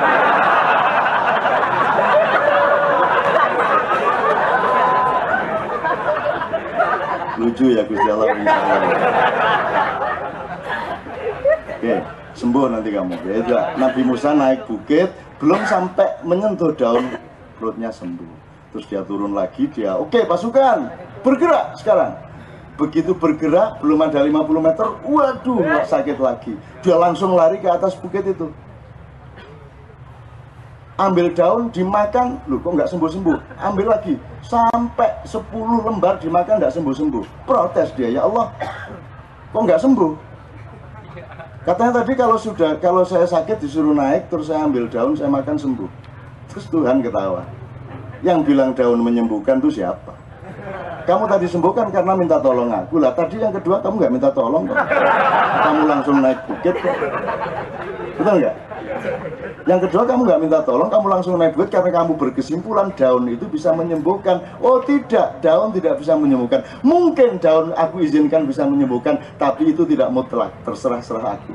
Jadi aku bisa menyembuhkan kamu, bisa dengan daun, bisa dengan tidak saya apa-apakan, bisa dengan kamu kepalamu terbentur kayu, bisa aja, terserah dia pokoknya. Gitu loh. Jadi teman-teman sekalian, saya bicarakan soal ini supaya Anda itu hidupnya itu penuh kemungkinan. Sesuatu yang mustahil itu jangan dianggap mustahil. Sesuatu yang sudah pasti jangan disebut pasti, nanti dulu wes tau gak mesti rek. Pendidikan ya ndak mesti, yang baik itu kurikulum yang mana ya ndak tahu, yang benar itu dipilih DPRD apa rakyat langsung, yo gak jelas. Yo podo apike podo eleke. Gitu loh. Wong itu kan orang tidur telentai, tidur miring kanan, terus semutan binggingen. Wah, ternyata yang baik itu miring ke kiri. Akhirnya dia bikin undang-undang tidur miring ke kiri. Begitu miring ke kiri, semutan meneh. Waduh, ternyata salah juga. Yang benar itu tidur telentang. Begitu tidur bikin undang-undang baru, tidur telentang. Begitu telentang ngeworok, waduh, ternyata yang benar itu tidur tengkurap. Bikin undang-undang tengkurap aja. Indonesia kentek waktunya dikai mengkurap, melumah, miring gitu. Dan nanti begitu seluruhnya sudah dicoba dan tetap mudarat, balik lagi miring ke kanan lagi, kan gitu. Balik lagi miring ke kanan sekarang. Nah, Jawa Sunda itu apakah terus berkompromi? Jangan. Ya rundingkan mana yang paling rasional dan ikhlas satu sama lain. Kalau belum ketemu itu ya enggak apa-apa, enggak usah suatu hari ya sudah, sendiri-sendiri aja juga enggak apa-apa. Sunda negara sendiri, Jawa negara sendiri enggak apa-apa. Kenapa harus bersatu kalau memang tidak bisa bersatu gitu loh. Tetapi tidak boleh Sundanya distortif, tidak boleh Jawanya distortif. Sunda harus benar-benar Sunda, Jawa harus benar-benar Jawa. Menurut saya begitu. Kalau bikin gaduh-gaduh itu jangan meremehkan kubis. Jangan bilang kalau kubis itu primordial. Kan gitu. Sekarang kan begitu kita ngomong Jawa, wah primordial. Jawa sentris. Loh, wong Jawa gak ada Jawa sentris, wong Jawa aku. Yang penting output saya baik, enggak kan begitu. Kalau saya ayam, biarin saya jadi ayam. Yang penting saya memberi kebaikan kepada kamu. Tapi saya jangan disuruh berubah menjadi bukan ayam. Gaduh-gaduh harus benar kubisnya, lontongnya, kacangnya harus benar-benar kacang. Sunda harus benar Sunda. Supaya kamu bisa mengkritisi Bhinneka Tunggal Ika. Kamu tidak pura-pura dengan Bhinneka Tunggal Ika. Sekarang saya tanya, Bhinneka artinya apa? Beraneka ragam macam-macam. Tunggal, Ika, itu ya. Bhinneka, Iko, ya. Pemahaman resminya begitu. Anda tahu nggak kalau Iko itu maksudnya seperti yang beliau maksudkan. Ika itu Iko. Jadi Bhinneka, Ika Tunggal. Logikanya begitu. Oke. Itu berasal dari mana kalimat itu diambil? Bhinneka Tunggal Ika. Menurut Anda Iko. Ada yang punya pendapat lain. Ika itu artinya apa? Dua menyatu. Satu. Kalau tunggal. Ada yang bilang Eka, ada Eka, Dwi gitu ya. Tapi itu Ika. Ika menjual, mendalam. Apa mas? Ika kan sudah kedua. Kalau Eka mungkin memang satu kan. Kalau Ika? Ika kan berbeda-beda tetapi tetap satu jua. Jua itu. Oh, Ika itu jua. Ya, jua itu kan mendalam kan. Ika itu penegasan. Ika itu penegasan. Nah ini perlu nih PKI ngomong dulu. Edan. Ini Islam Sunda indah sekali ya. Singkatannya ISIS. Saya orang Jawa Timur tidak setuju ISIS mergongkok. Saya punya telusuran ya. Kenapa setiap kita bicara Jawa, Sunda, Nusantara itu selalu membingungkan? Karena ternyata misalnya gini, pada abad keempat di Ciamis belum tentu Sunda loh. Karena belum ada itu istilah Sunda. Nah, ada namanya Galuh. Nah, Galuh ini yang menamakan bukan orang Ciamis. Itu ada orang India mencari emas, ya, singgahlah di pelabuhan sanalah. Terus kata orang India ini masyarakatnya galuh sekali. Tanya orang Ciamis itu, naon jang galuh teh?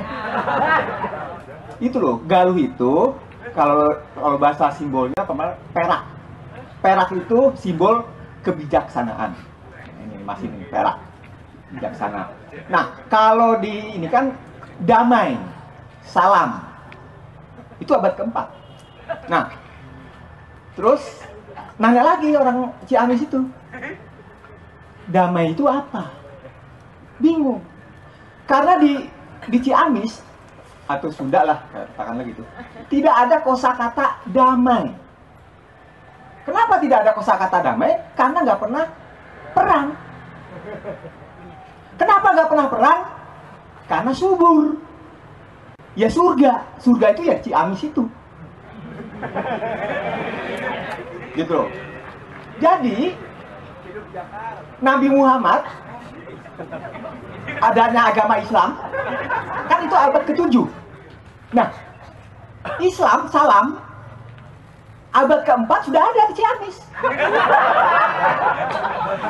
Berarti, makanya kenapa orang-orang Sunda itu mau menerima Islam? Loh, orang udah pernah ada kok. Begitu juga istilah Sunda. Sunda itu bukan, yang menamakan Sunda itu bukan orang Sunda. Begitu juga Jawa. Jawa itu adalah keadaban. Keadaban. Sunda juga sama. Dan siapa yang memberi nama keadaban itu? Ya orang-orang luar juga. Jadi kan gini, Nusantara itu surga. Karena surga tidak ada benar salah. Surga selalu menikmati keindahan, kemakmuran. Ibaratnya gini-gini. Kenapa agama-agama dari luar itu selalu bicara hukum? Halal haram, halal haram. Ya toh? Karena di Nusantara itu subur, ya toh? Misalnya gini. Ada 10 telur, konsumennya ada 5. Nah kalau di Timur Tengah misalnya ya, ada 10 telur, konsumennya 20. Pasti ribut. Karena ribut, supaya jangan ribut, perlu aturan. Jadi orang Sunda itu nggak perlu aturan. Nah, Bhinneka Tunggal Ika itu tadi. Jadi dulu itu ya, karena subur, maka misalnya orang Ciamis nggak perlu ke Jombang cari makanan, nggak perlu. Orang Jombang nggak perlu ke Ciamis cari makanan. Maka orang Sunda, ya dia di surga terus. Orang Jombang itu sama di Jombang aja. Jadi logika Nusantara, Jawa, sebutan Sunda itu cara pandang orang luar sebenarnya. Nah, istilah Bhinneka Tunggal Ika itu, nah kan itu istilah itu abad setelah menuju keruntuhan Majapahit, Pajajaran, yang kedatangan konsep imperium.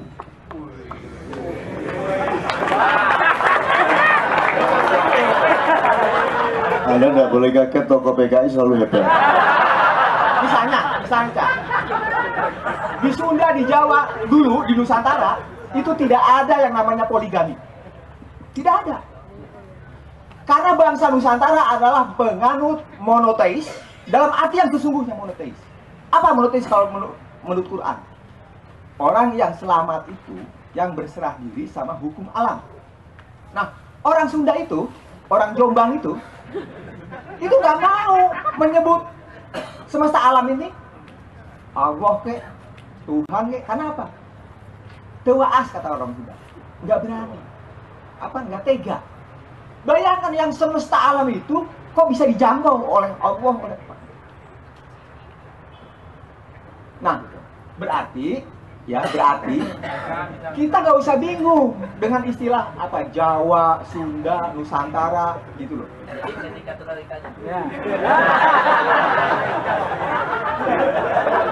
Dengan demikian tadi yang Jawa sama Sunda peduli amat dengan Bhinneka Tunggal Ika. Orang dari dulu kita itu udah mesra. Tidak ada yang satu menguasai yang lain.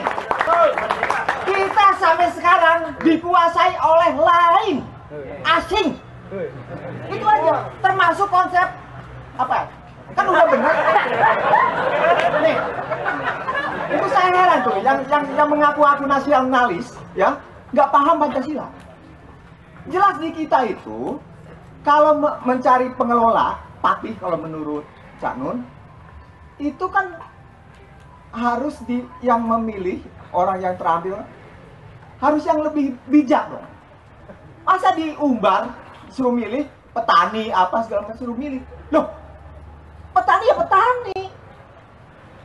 Jadi Bhinneka Tunggal Ika-nya. Oke. Yang mendasar dulu. Nah, justru dengan dipilih oleh oleh awam, ya, umat itu awam sama dengan bodoh. Ini sebenarnya nggak ada hubungannya dengan balik. Karena gini, ini yang mendasar. Kalau pemilihan langsung itu pasti penyeragaman selera. Makanya dibentuk dulu melalui media televisi segala macam, supaya banal cara memilihnya. Bukan dengan yang dipimpin oleh hikmah, bukan orang yang berhikmah, yang berilmu kayak Cak Nun seperti itu. Oke. Sip. Jadi teman-teman sekalian, ini Dadang mau sampai kemana aja? Anda semua mau lempengin dulu. Bhinneka Tunggal Ika ini salah semua. Saya ikut dosa saya. karena ini jadi nggak karu-karuan. Saya tidak wajib, tapi saya bertanggung jawab atas ilmu ini. Jadi begini, itu berasal dari kitab Sota Soma, Kakawin bait 149. Itu bait terakhir. Itu Buddha Siwa tunggal, yaitu yang artinya itu. Yang keempat bunyinya Bhinneka Tunggal Ika Tanhana Dharma Mangrua. Itu bunyinya begitu, tulisannya masih ada sampai sekarang. Jadi kalau di Jawa itu bunyinya adalah Bhinneka itu beraneka ragam. Bhinneka tunggal, tunggal itu padu. Tidak bisa dipisahkan satu dan lain. Kalau dipisahkan jadi rusak.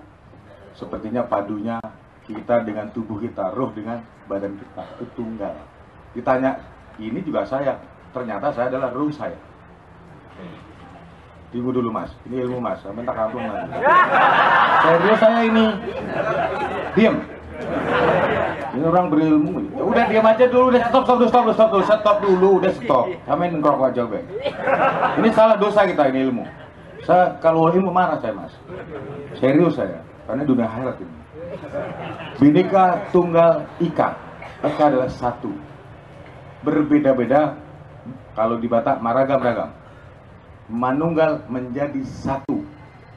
Contohnya beraneka organ tubuh, manunggal jadi satu, disebut hanya Wardi Cak Nun. Beraneka ragam itu manunggal menjadi Cak Nun. Beraneka ragam alam semesta ini hanyalah Allah saja. Tapi tanyakan Allah dengan Muhammad, apa bedanya? Dia tunggal. Siwa dan Buddha adalah tunggal. Jadi kalau salah pemahaman, salah semua. Dari ini dijadikan semboyan, pada itu adalah filsafat gotong royong. Sesungguhnya kalau di Undang-Undang 45 dinyatakan bersemboyan Bhinneka Tunggal, itu bukan semboyan. Insya Allah karena saya ada bahasa tunggal di Tripalak Tunggalistik, saya akan bertanggung jawab ilmu ini. Artinya mengkono, jadi Buddha dan Siwa adalah tunggal, padu di antara keduanya. Rasa dan bentuk jeruk tunggal. Ketika dipisahkan bukan jeruk lagi. Nah itulah mungkin seperti Cak Nun. Jadi Ika tetap satu, itu Eka. Bhinneka Tunggal Eka. Tunggal tetap tunggal. Demikian dari saya, kurang lebihnya itu bunyinya di kitab Sota Soma 149 bait terakhir. Bhinneka Tunggal Ika Tanhana Dharma Mangrua. Berbeda-beda manunggal jadi satu. Di antara tidak ada kebenaran yang mendua. Kebenaran tetap satu, itu punya Allah SWT. Makasih. Oke Mas Wardi, saya juga punya, tidak wajib tapi saya merasa perlu. Jadi sampean kalau kepada Allah itu 100%, tapi kalau kepada ilmu sampean 99%. Kalau sampean 100% dan Anda dari tadi bersikap 100% kepada yang Anda pahami, berarti Anda sudah mandek di situ. Seluruh yang saya ketahui mengenai yang saya yakini benar itu belum tentu benar. Jadi saya tidak akan mempertahankan apa yang saya yakini benar, karena saya mungkin akan mendapat kebenaran yang lebih tinggi. Jadi sama Dadang nggak perlu marah.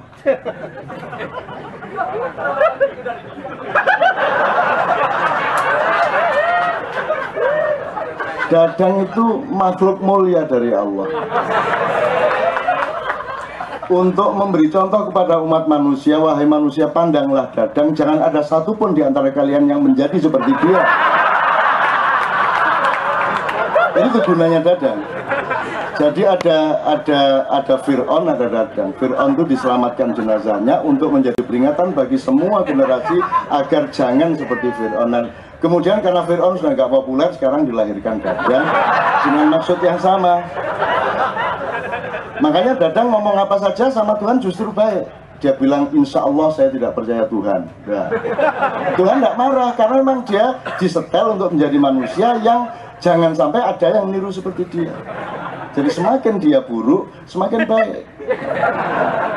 Nek pahami Dadang yang kebenaran formal yang ngelundas Wong Dadang kok. Sampai muring-muring lapo, muring-muring kok nang Dadang. Wong Dadang ini mari ngomong ya lali dhewe kan. dadang, jenenge dadang kok ya. Gitu loh. Tapi indah, sampean indah, dadang indah, Mas Wardi luar biasa. Kita andalkan. Jadi salah satu keinginan saya itu kalau boleh ingin ya. Kalau orang punya ilmu kesehatan, kita punya ilmu kesehatan sendiri kok. Yang berbeda kok. Karena seluruh kesehatan di dunia tidak memperbolehkan Anda duduk sampai jam 4 pagi. Itu ilmu kesehatan manapun. Dari Arab Saudi sampai Amerika, sampai Ethiopia, sampai Eskimo, itu tidak ada yang setuju orang begadang sampai pagi. Bahkan orang Indonesia ada yang juga terikut. Begadang jangan begadang, lalu kurang kok. Begadang jangan. Ya, oke. Tapi menurut saya begini teman sekalian, saya kira kita jangan menganggap bahwa ini tadi kan penuh pertentangan Mas sebenarnya. Tapi pertentangan itu jangan didramatisir, enggak apa-apa. Enggak apa-apa. Yang berpendapat dulu tetap begitu, toh nanti Anda akan mencari MOU. Pasti akan mencari kesepakatan terbatas, memang hanya terbatas. Tidak ada orang berpelukan 100%. Kalau kamu pelukan sama suami, yang sudah bersuami siapa? Wan, kamu perlukan sama istrimu, itu yang nempel dari kulitmu berapa persen?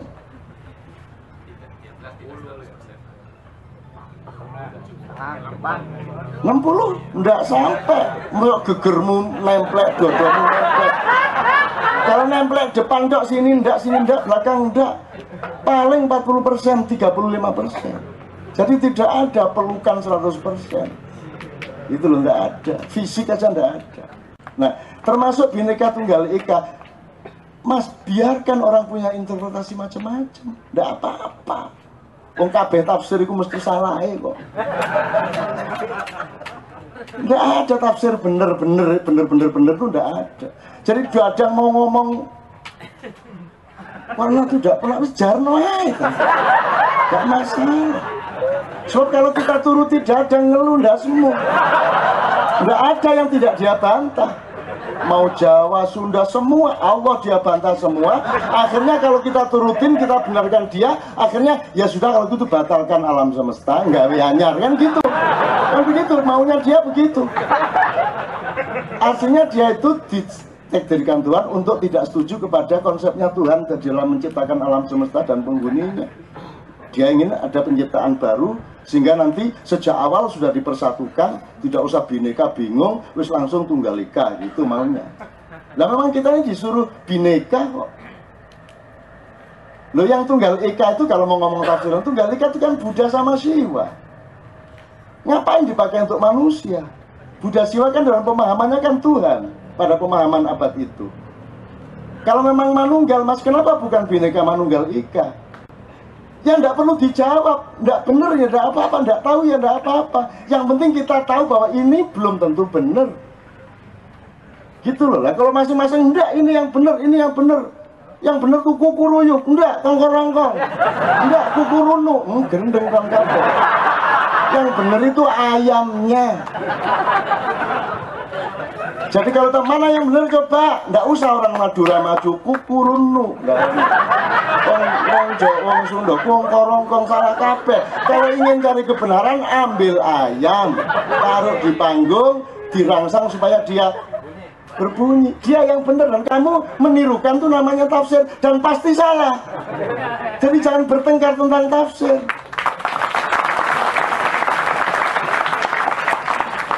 Wong saking bingungnya negara menafsirkan Bhinneka Tunggal Ika, ikanya itu disebut iko Mas. Ya, Bhinneka Tunggal Ika. Tapi ya biarin dong. Wong itu semua kesalahan. Loh, sederhana kok. Kalau sama Allah nanti sederhana. Gitu loh. Misalnya dulu pernah saya contohkan Bilal, ini enggak apa-apa nih sampai pagi ini. Ya. Bilal tuh enggak bisa ngomong shin, dalam bahasa Arab itu ada 4 S. Sin, shin, sod, fa. Tapi Bilal bisanya S gitu dok, satu dok. Ashadu alla ilaha gitu dok. Protes sahabat lainnya, enggak bisa shin tuh kan shin, masa S. Jari Nabi Muhammad ngene lho rek.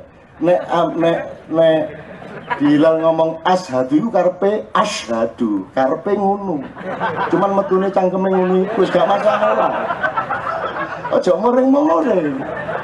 Makanya di sini nih berbeda pendapat kayak apapun, nikmat semua, hikmah semua, ilmu semua, tidak ada masalah dan tidak ada pertengkaran di sini. Gitu loh. Sopo ae setan rene lo gak salah. Isi saja boleh. Seandainya setan di sini ngomong macam-macam, sederhana penjelasan saya. Kalau pokok bantau nganjani setan, kok kan gitu kan? Loh kok setan suruh ngomong sama malaikat, yang salah kamu. Yang salah kamu mengharap ini presidennya harus gini. Lah duduk presiden kok. Sing salah kowe dhewe. Jadi mari kita di sini memperluas diri, ya toh. Jadi seluruh yang kita perdebatkan tadi itu menurut saya adalah proses tahap-tahap di mana kita akan memiliki konsep substansial mengenai segala sesuatu, dari konstitusi sampai ilmu kesehatan sampai kata sampai semua kita punya, dan suatu hari peradaban akan berubah, Tuhan akan mengizinkan dan kita sudah siap dengan seluruh konsepnya. Gitu. Jadi sampean itu anggota MPR kira-kira menula nyusun macam-macam.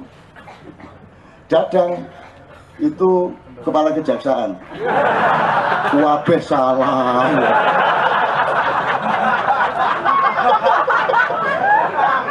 Karena kepandaiannya mencari kesalahan.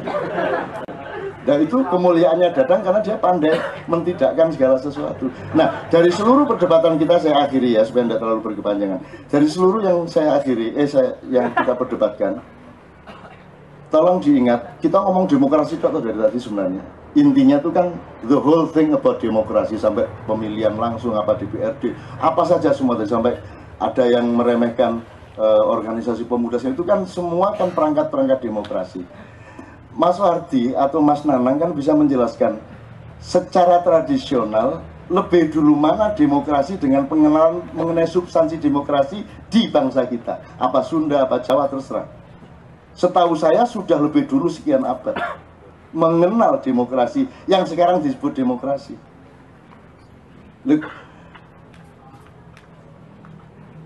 Kuliah anti korupsi Ciangele, arek cilik mau 5 wis cukup ya Mas.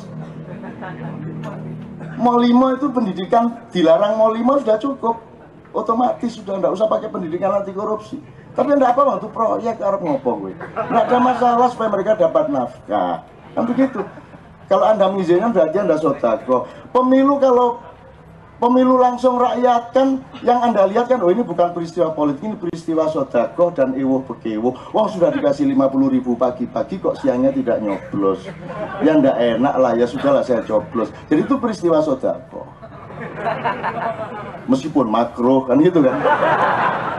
Malah haram gitu kan ya. Tapi sudahlah, kita ini luas-luas saja dan kita percaya pada proses ini.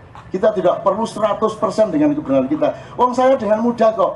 Ini kan the United Nations of Nusantara, begitu ada teman Sunda yang tidak ikhlas dan sakit hati dengan kata Nusantara, ayo kita batalkan kata Nusantara, ayo golek wis.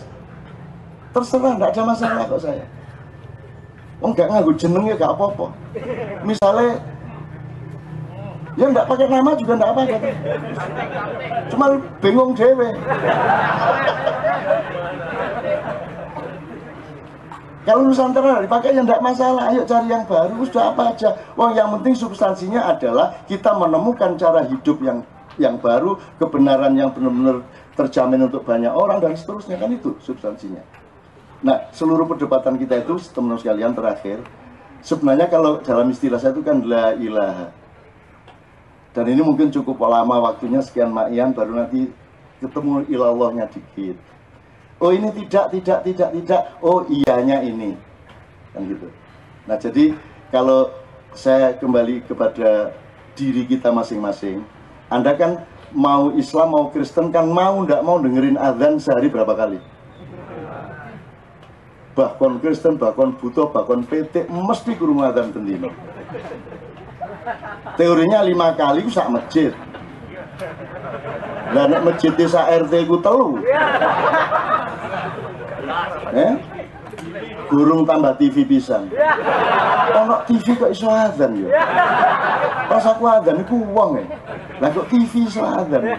Agamane apa TV? Gitu teman sekalian. Nah, kalau dengar adzan itu jangan disia-siakan. Mau nggak mau Anda dengar kok. Daripada mendengar dengan memaki, meso, kurang ajar isu-isu. Ya, mending adzan itu Anda jadikan perangkat untuk pematangan diri Anda. Tak kasih contoh dikit. Coba Anda pelajari, Anda bikin manajemen, ngatur perusahaan, ngatur rumah tangga, pakai urutan adzan aja. Bikin skripsi semua pakai urutan adzan. Anda paham itu, urutan kalimat adzan itu. Itu udah cukup itu. Mau ngelatih sepak bola, ini sekarang U19 berangkat ke Barcelona, ke Madrid malam hari ini. Tak bawain macam-macam tadi berangkat bareng saya. Karena kemarin dia agak dianiaya dikit-dikit terus lari dan akhirnya saya telepon malaikat sama Nabi. Sekarang dia berangkat ke Madrid. Alhamdulillah tidak ada masalah. Besok saya fixkan keberesan U19A karena sudah ada U19B. Muga-muga dia akhirnya wis bubar kabeh.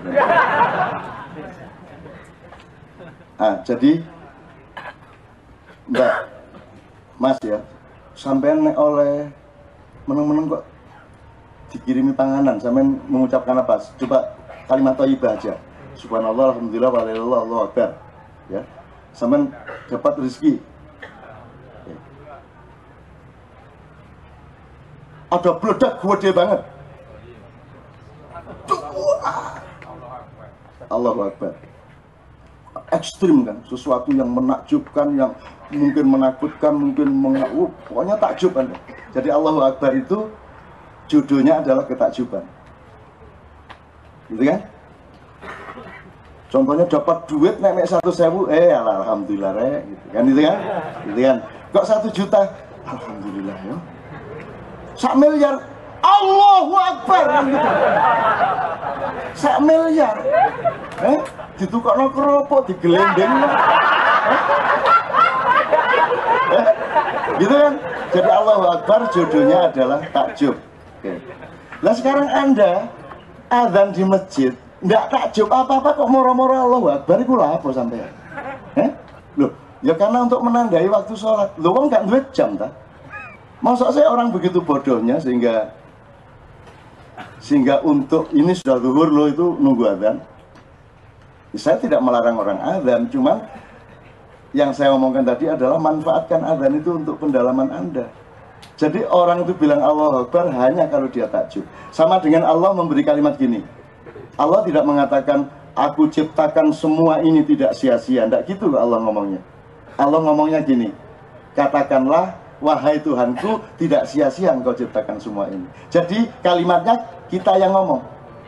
Itu artinya Anda disuruh menghayati dan mengagumi ciptaan Allah ini sehingga Anda punya kalimat Rabbana ma khalaqta hadza batila. Tidak bisa tiba-tiba ngomong Rabbana ma khalaqta hadza batila. Oh, kamu tidak kagum sama apa-apa kok.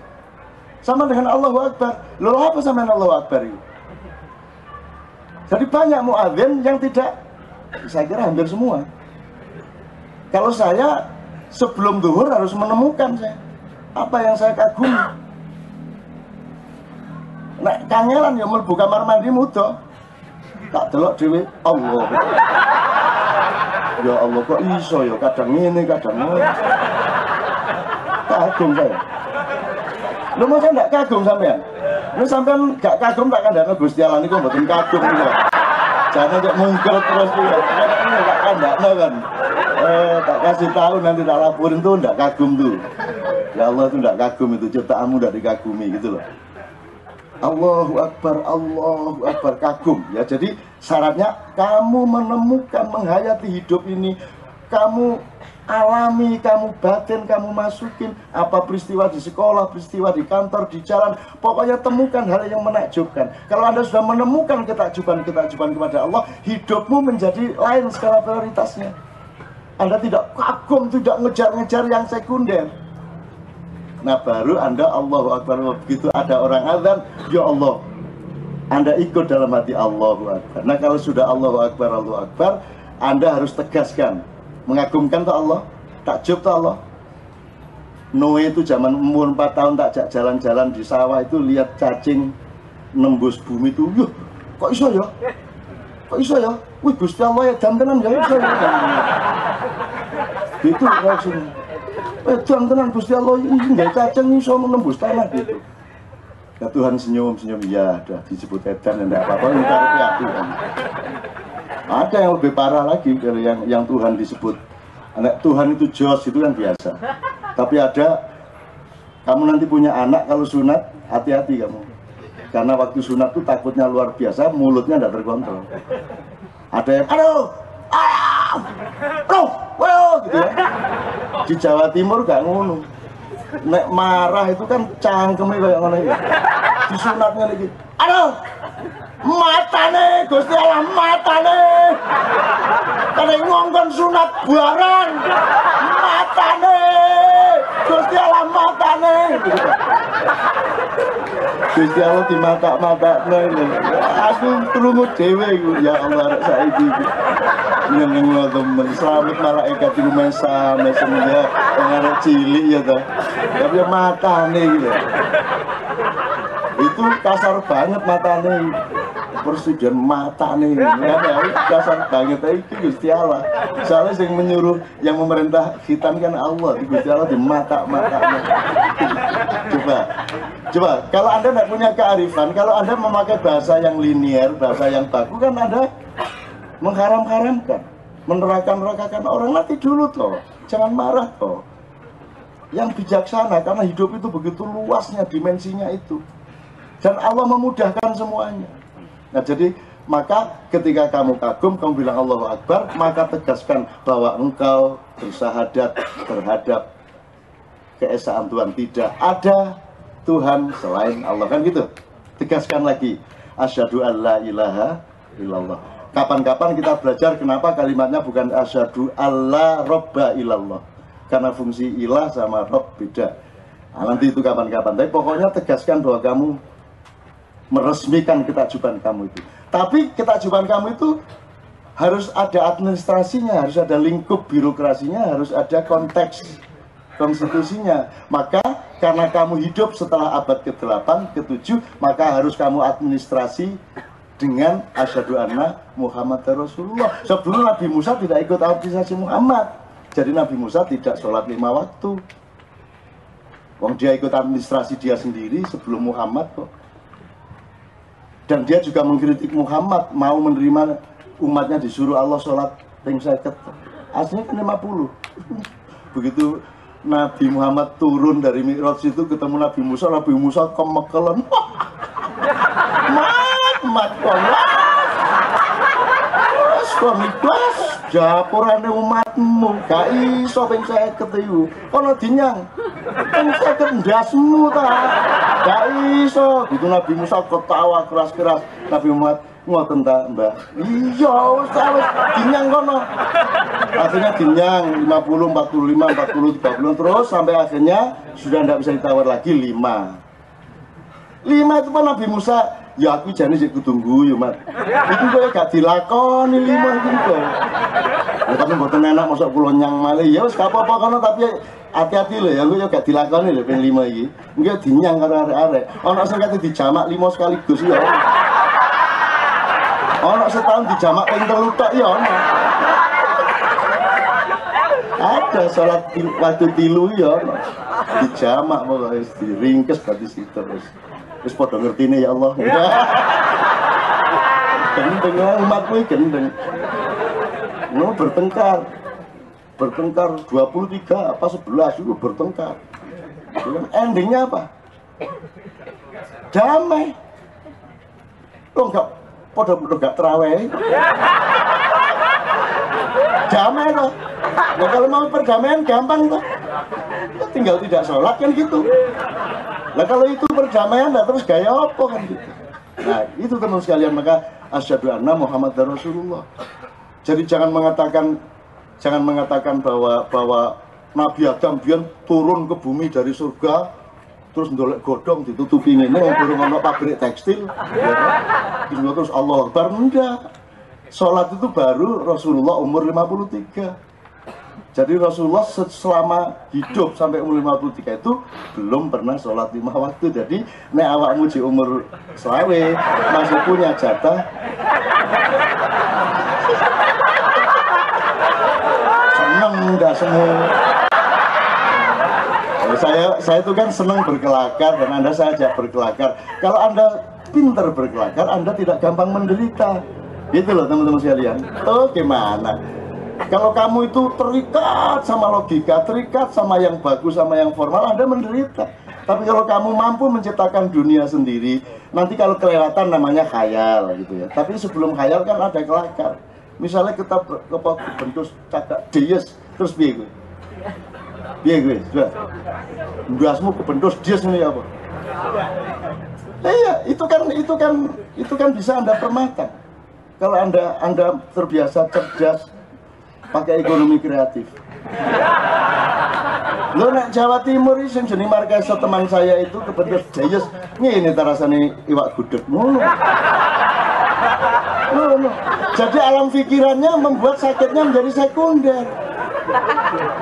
Kamu menderita karena penderitaan kamu bikin primer, bikin dia sekunder. Kamu harus pintar berkelakar dalam hidupmu. Saya ngelihat markeso dan dari mobil saya zaman lawas itu, jeep pikirannya ngewarep itu terus ininya kena seret, kukunya copot terus ini apa cak? Ini rawon ini saya jadi juga rawon rasanya padahal ininya bayangin sakitnya mas itu markesot begitu tuh orangnya lo kalau Anda bisa seperti markesot kan enak masuk rumah sakit diobatin terus pulang dikejar sama administrasi minta tolong satpam itu bapak itu belum bayar pak belum bayar apa? Bisa kan berobat lah ya masuk orang rumah sakit gak berobat masuk bengkel ya berobat dong ke rumah sakit kok ditakoni ya mesti aja masuk berobat ke kantor polisi sampai itu lah ya tapi kan harus bayar belum bayar pakai apa? Ya pakai uang lu sampai itu harus ngerti aku gak duduk kok dikon bayar gendeng tak sampai ini ya kita enak kok hidupnya di mana-mana itu pakai logika bayar itu pakai uang kalau sampai nyuruh orang bayar sampai harus tahu dia punya uang apa tidak lah saya ini jelas gak punya uang kok disuruh bayar sampai gak masuk akal sampai jadi sudah gak bayar nesoni uang kau enak itu terus mau dilaporkan ke polisi gitu ya enggak lah akhirnya ya wes ngeluh dewe musuh markeso makanya saya tulis buku itu karena orangnya dahsyat markeso itu bener-bener dahsyat kalau ada orang nakal di jalan motor weng dibalap sama dia dikuntit ntar sampai perempatan jalan begini set dipalang depannya terus ditekani dek kon milih iki nang cangkemmu nang tak iki nang motomu tak apa tak banting tak milih ngeri lah mas milih dia apa iki nang cangkemmu protokol untukmu tak ya cuma yang ngeri lah melawan orang gitu jadi dan markesot tenang-tenang seperti itu Markesot itu siapa ya? lu markesot itu anak yang kemarin kalau ke Padang Bulan ketemu markesot bukan saya markesot itu teman saya waktu kecil berguru yang enggak itu bangsa watu di luar tuh kowit iya pokoknya terus nanti pakai pisau perang lawan raja tikus gitu-gitu zaman kecil saya sama pisau itu saya bawa tidur, saya bawa makan, saya bawa ke sekolah, saya bawa pisau. Saya untuk apa? Tancap-tancap ke pohon ke apa itu saya waktu itu pakar betul. Kalau ada anak nantang-nantang didatangi, dirangkul. Cepet melayu. Terus melayu cepet. Nek kontrak duit mate. Apa enggak ngeri mas ya? Jadi hidup itu mas Kalau Anda gampang menderita itu karena yang salah cara berpikirmu. Kamu tidak sehat karena cara berpikirmu. Makanya kunci kesehatan dalam maknya sederhana. Jangan pernah berpikir tidak jujur. Dan jangan pernah hati tidak berendah hati. Jangan mengatakan, jangan pernah berpendapat bahwa kamu punya ilmu dan ilmu pasti benar. Itu hancur kamu nanti. Wes sak pinter-pintermu guyun dewe. Kamu harus ketawakan sendiri dirimu. Kalau kamu tidak bisa mentertawakan dirimu sendiri, yaitu rencana rencana mengalami disorganisasi kamu. Itu loh, itu beneran. Jadi makanya terus asyhadu anna muhammadar rasulullah. Kalau Anda sudah melegitimasi ketakjuman kepada Allah, tanda tangan daftar ke Nabi Muhammad untuk orang Islam, yang lainnya nanti terserah itu artinya nanti di sana akan bagaimana, monggo keyakinan Anda. Baru Anda satu kali lagi melakukan upacara, kamu resmikan, kamu resepsikan. Kalau tadi kan cuma bersumpah, saya bersaksi, itu cuma akad nikah. Kemudian kamu harus resepsi, hayya 'alas shalah, Allahu akbar. Kan itu hayya 'alas shalah itu resepsinya orang yang bercinta sama Allah. Kalau kamu sudah resepsi hayya 'alas shalah, baru kamu punya hak untuk menang. Kamu punya hak untuk cerah. Kamu punya hak untuk berbinar-binar. Hayya 'alal falah. Mari menuju kemenangan. Nah, capailah dalam hidupmu Allahu Akbar yang kedua. Karena kemenangan ini membuatmu Allahu Akbar. Allahu Akbar yang sebelumnya kan karena alam dan kehidupan. Tapi Allahu Akbar yang kedua adalah karena engkau mencapai kemenangan yang sejati di dalam dirimu. Itu tafsir Al-Ghani ngono rek. Bengi iki. Besok malam mungkin beda lagi. Ya enggak apa-apa wong tafsir kok. Jadi sampean aja ngekeng karo tafsir sampean. Tafsir itu bisa salah, makanya di Ma'iyah ini nyun sewu, di mana-mana di seluruh dunia itu yang namanya, tadi misalnya apa? Tadi kan pendidikan politik, tapi apa parpol? Bukan toh? Kalau parpol kan mengikat anggotanya untuk taat. Makanya Ahok keluar dari Gerindra, kan gitu. Tapi apakah saya pernah mengikat Anda untuk memilih atau tidak memilih? Oke, Anda ingat-ingat. Apa ya? Sekarang ilmu. Ini majelis ilmu. Apakah pernah saya menyuruh Anda percaya sama ilmu saya? Kan saya selalu bilang, ya iki ya sakarmu. Tapi ini aku nguniku, kan gitu dong. Jadi Anda tidak perlu sami nawatokna kepada saya. Nomor 3, kalau ini kelompok torikot, di mana-mana kelompok torikot itu taat patuh kepada mursyidnya. Apakah Anda harus taat kepada saya? Saya ingin tegaskan, bukan hanya Anda tidak harus taat. Kalau perlu Anda tidak boleh taat sama saya. Harap ngobrol. Jangan taat sama saya. Tidak mau saya. So kalau Anda taat sama saya, terus kok nyopet, aku melak dilokno karo Gusti Allah. Jadi taat itu kepada melalui wacana saya tidak apa-apa, tapi tetap status taat kepada Allah. Jadi jangan taat kepada guru, jangan taat kepada orang tua, jangan taat kepada presiden, jangan taat kepada ulama. Mereka hanya jalan untuk sampai kepada ketaatan kepada Tuhan. Hakikatnya seperti itu. Jadi ini juga tetap kelompok yang sangat cair, dan Anda harus ambil keputusan sendiri-sendiri. Karena kamu lahir sendiri, nanti kamu mati juga sendiri. Dan tidak ada yang bisa nolongin kamu, termasuk saya. Maka kamu jangan jadikan saya mursyid-mursyid. Mursyid itu dosen farmasi di UGM, bapaknya Dalipin. Itu ya, saya mohon maaf ini sampai pagi, tapi mudah-mudahan Anda keluar itu sakti atas diri Anda sendiri. Anda bisa mendapatkan ketenangan, keterampilan, keteguhan, tegen nek cara Jawa nih. Tegen itu dia ya Mas. Enggak, tegen itu kalau Anda naik sepeda, naik motor, tapi Anda pegang erat-erat, bener nggak itu? Anda harus santai begini, harus relax. Yang saya Mas Wardi, yang saya bukan mengkritik Anda, tapi aku terus karo sampai dan aku setuju karo banyak penemuan sampai, dan saya akan support Anda gitu loh. Tapi ya iku mang ayo rada santai dede. Apa mulai nguring-nguring dadang sia-sia saya nguring-nguring dadang. Oh dadang iku ya ngono iku dadang diapakno. Upama iki jek ono partai PKI mesti melok PKI. Dadang. Dong PKI ini Dadang lain dengan PKI yang ada. Dia pasti punya pendapat sendiri kok dia. Oh dia ngomong itu Islam tapi ya Islam. Dadang kok. Saya tidak mengakui Allah ya, insya Allah loh ya. Dadang. Memang Dadang. Jadi sampean aja anu Dadang itu cara Allah memberi bahan untuk mesra gitu loh. Itu Dadang. Dan jangan dituntut apa-apa, biarkan Dadang menjadi Dadang. Nikmatilah Dadang sebagai Dadang. Kan gitu. Jarno pating pecotot tang, gak ada masalah.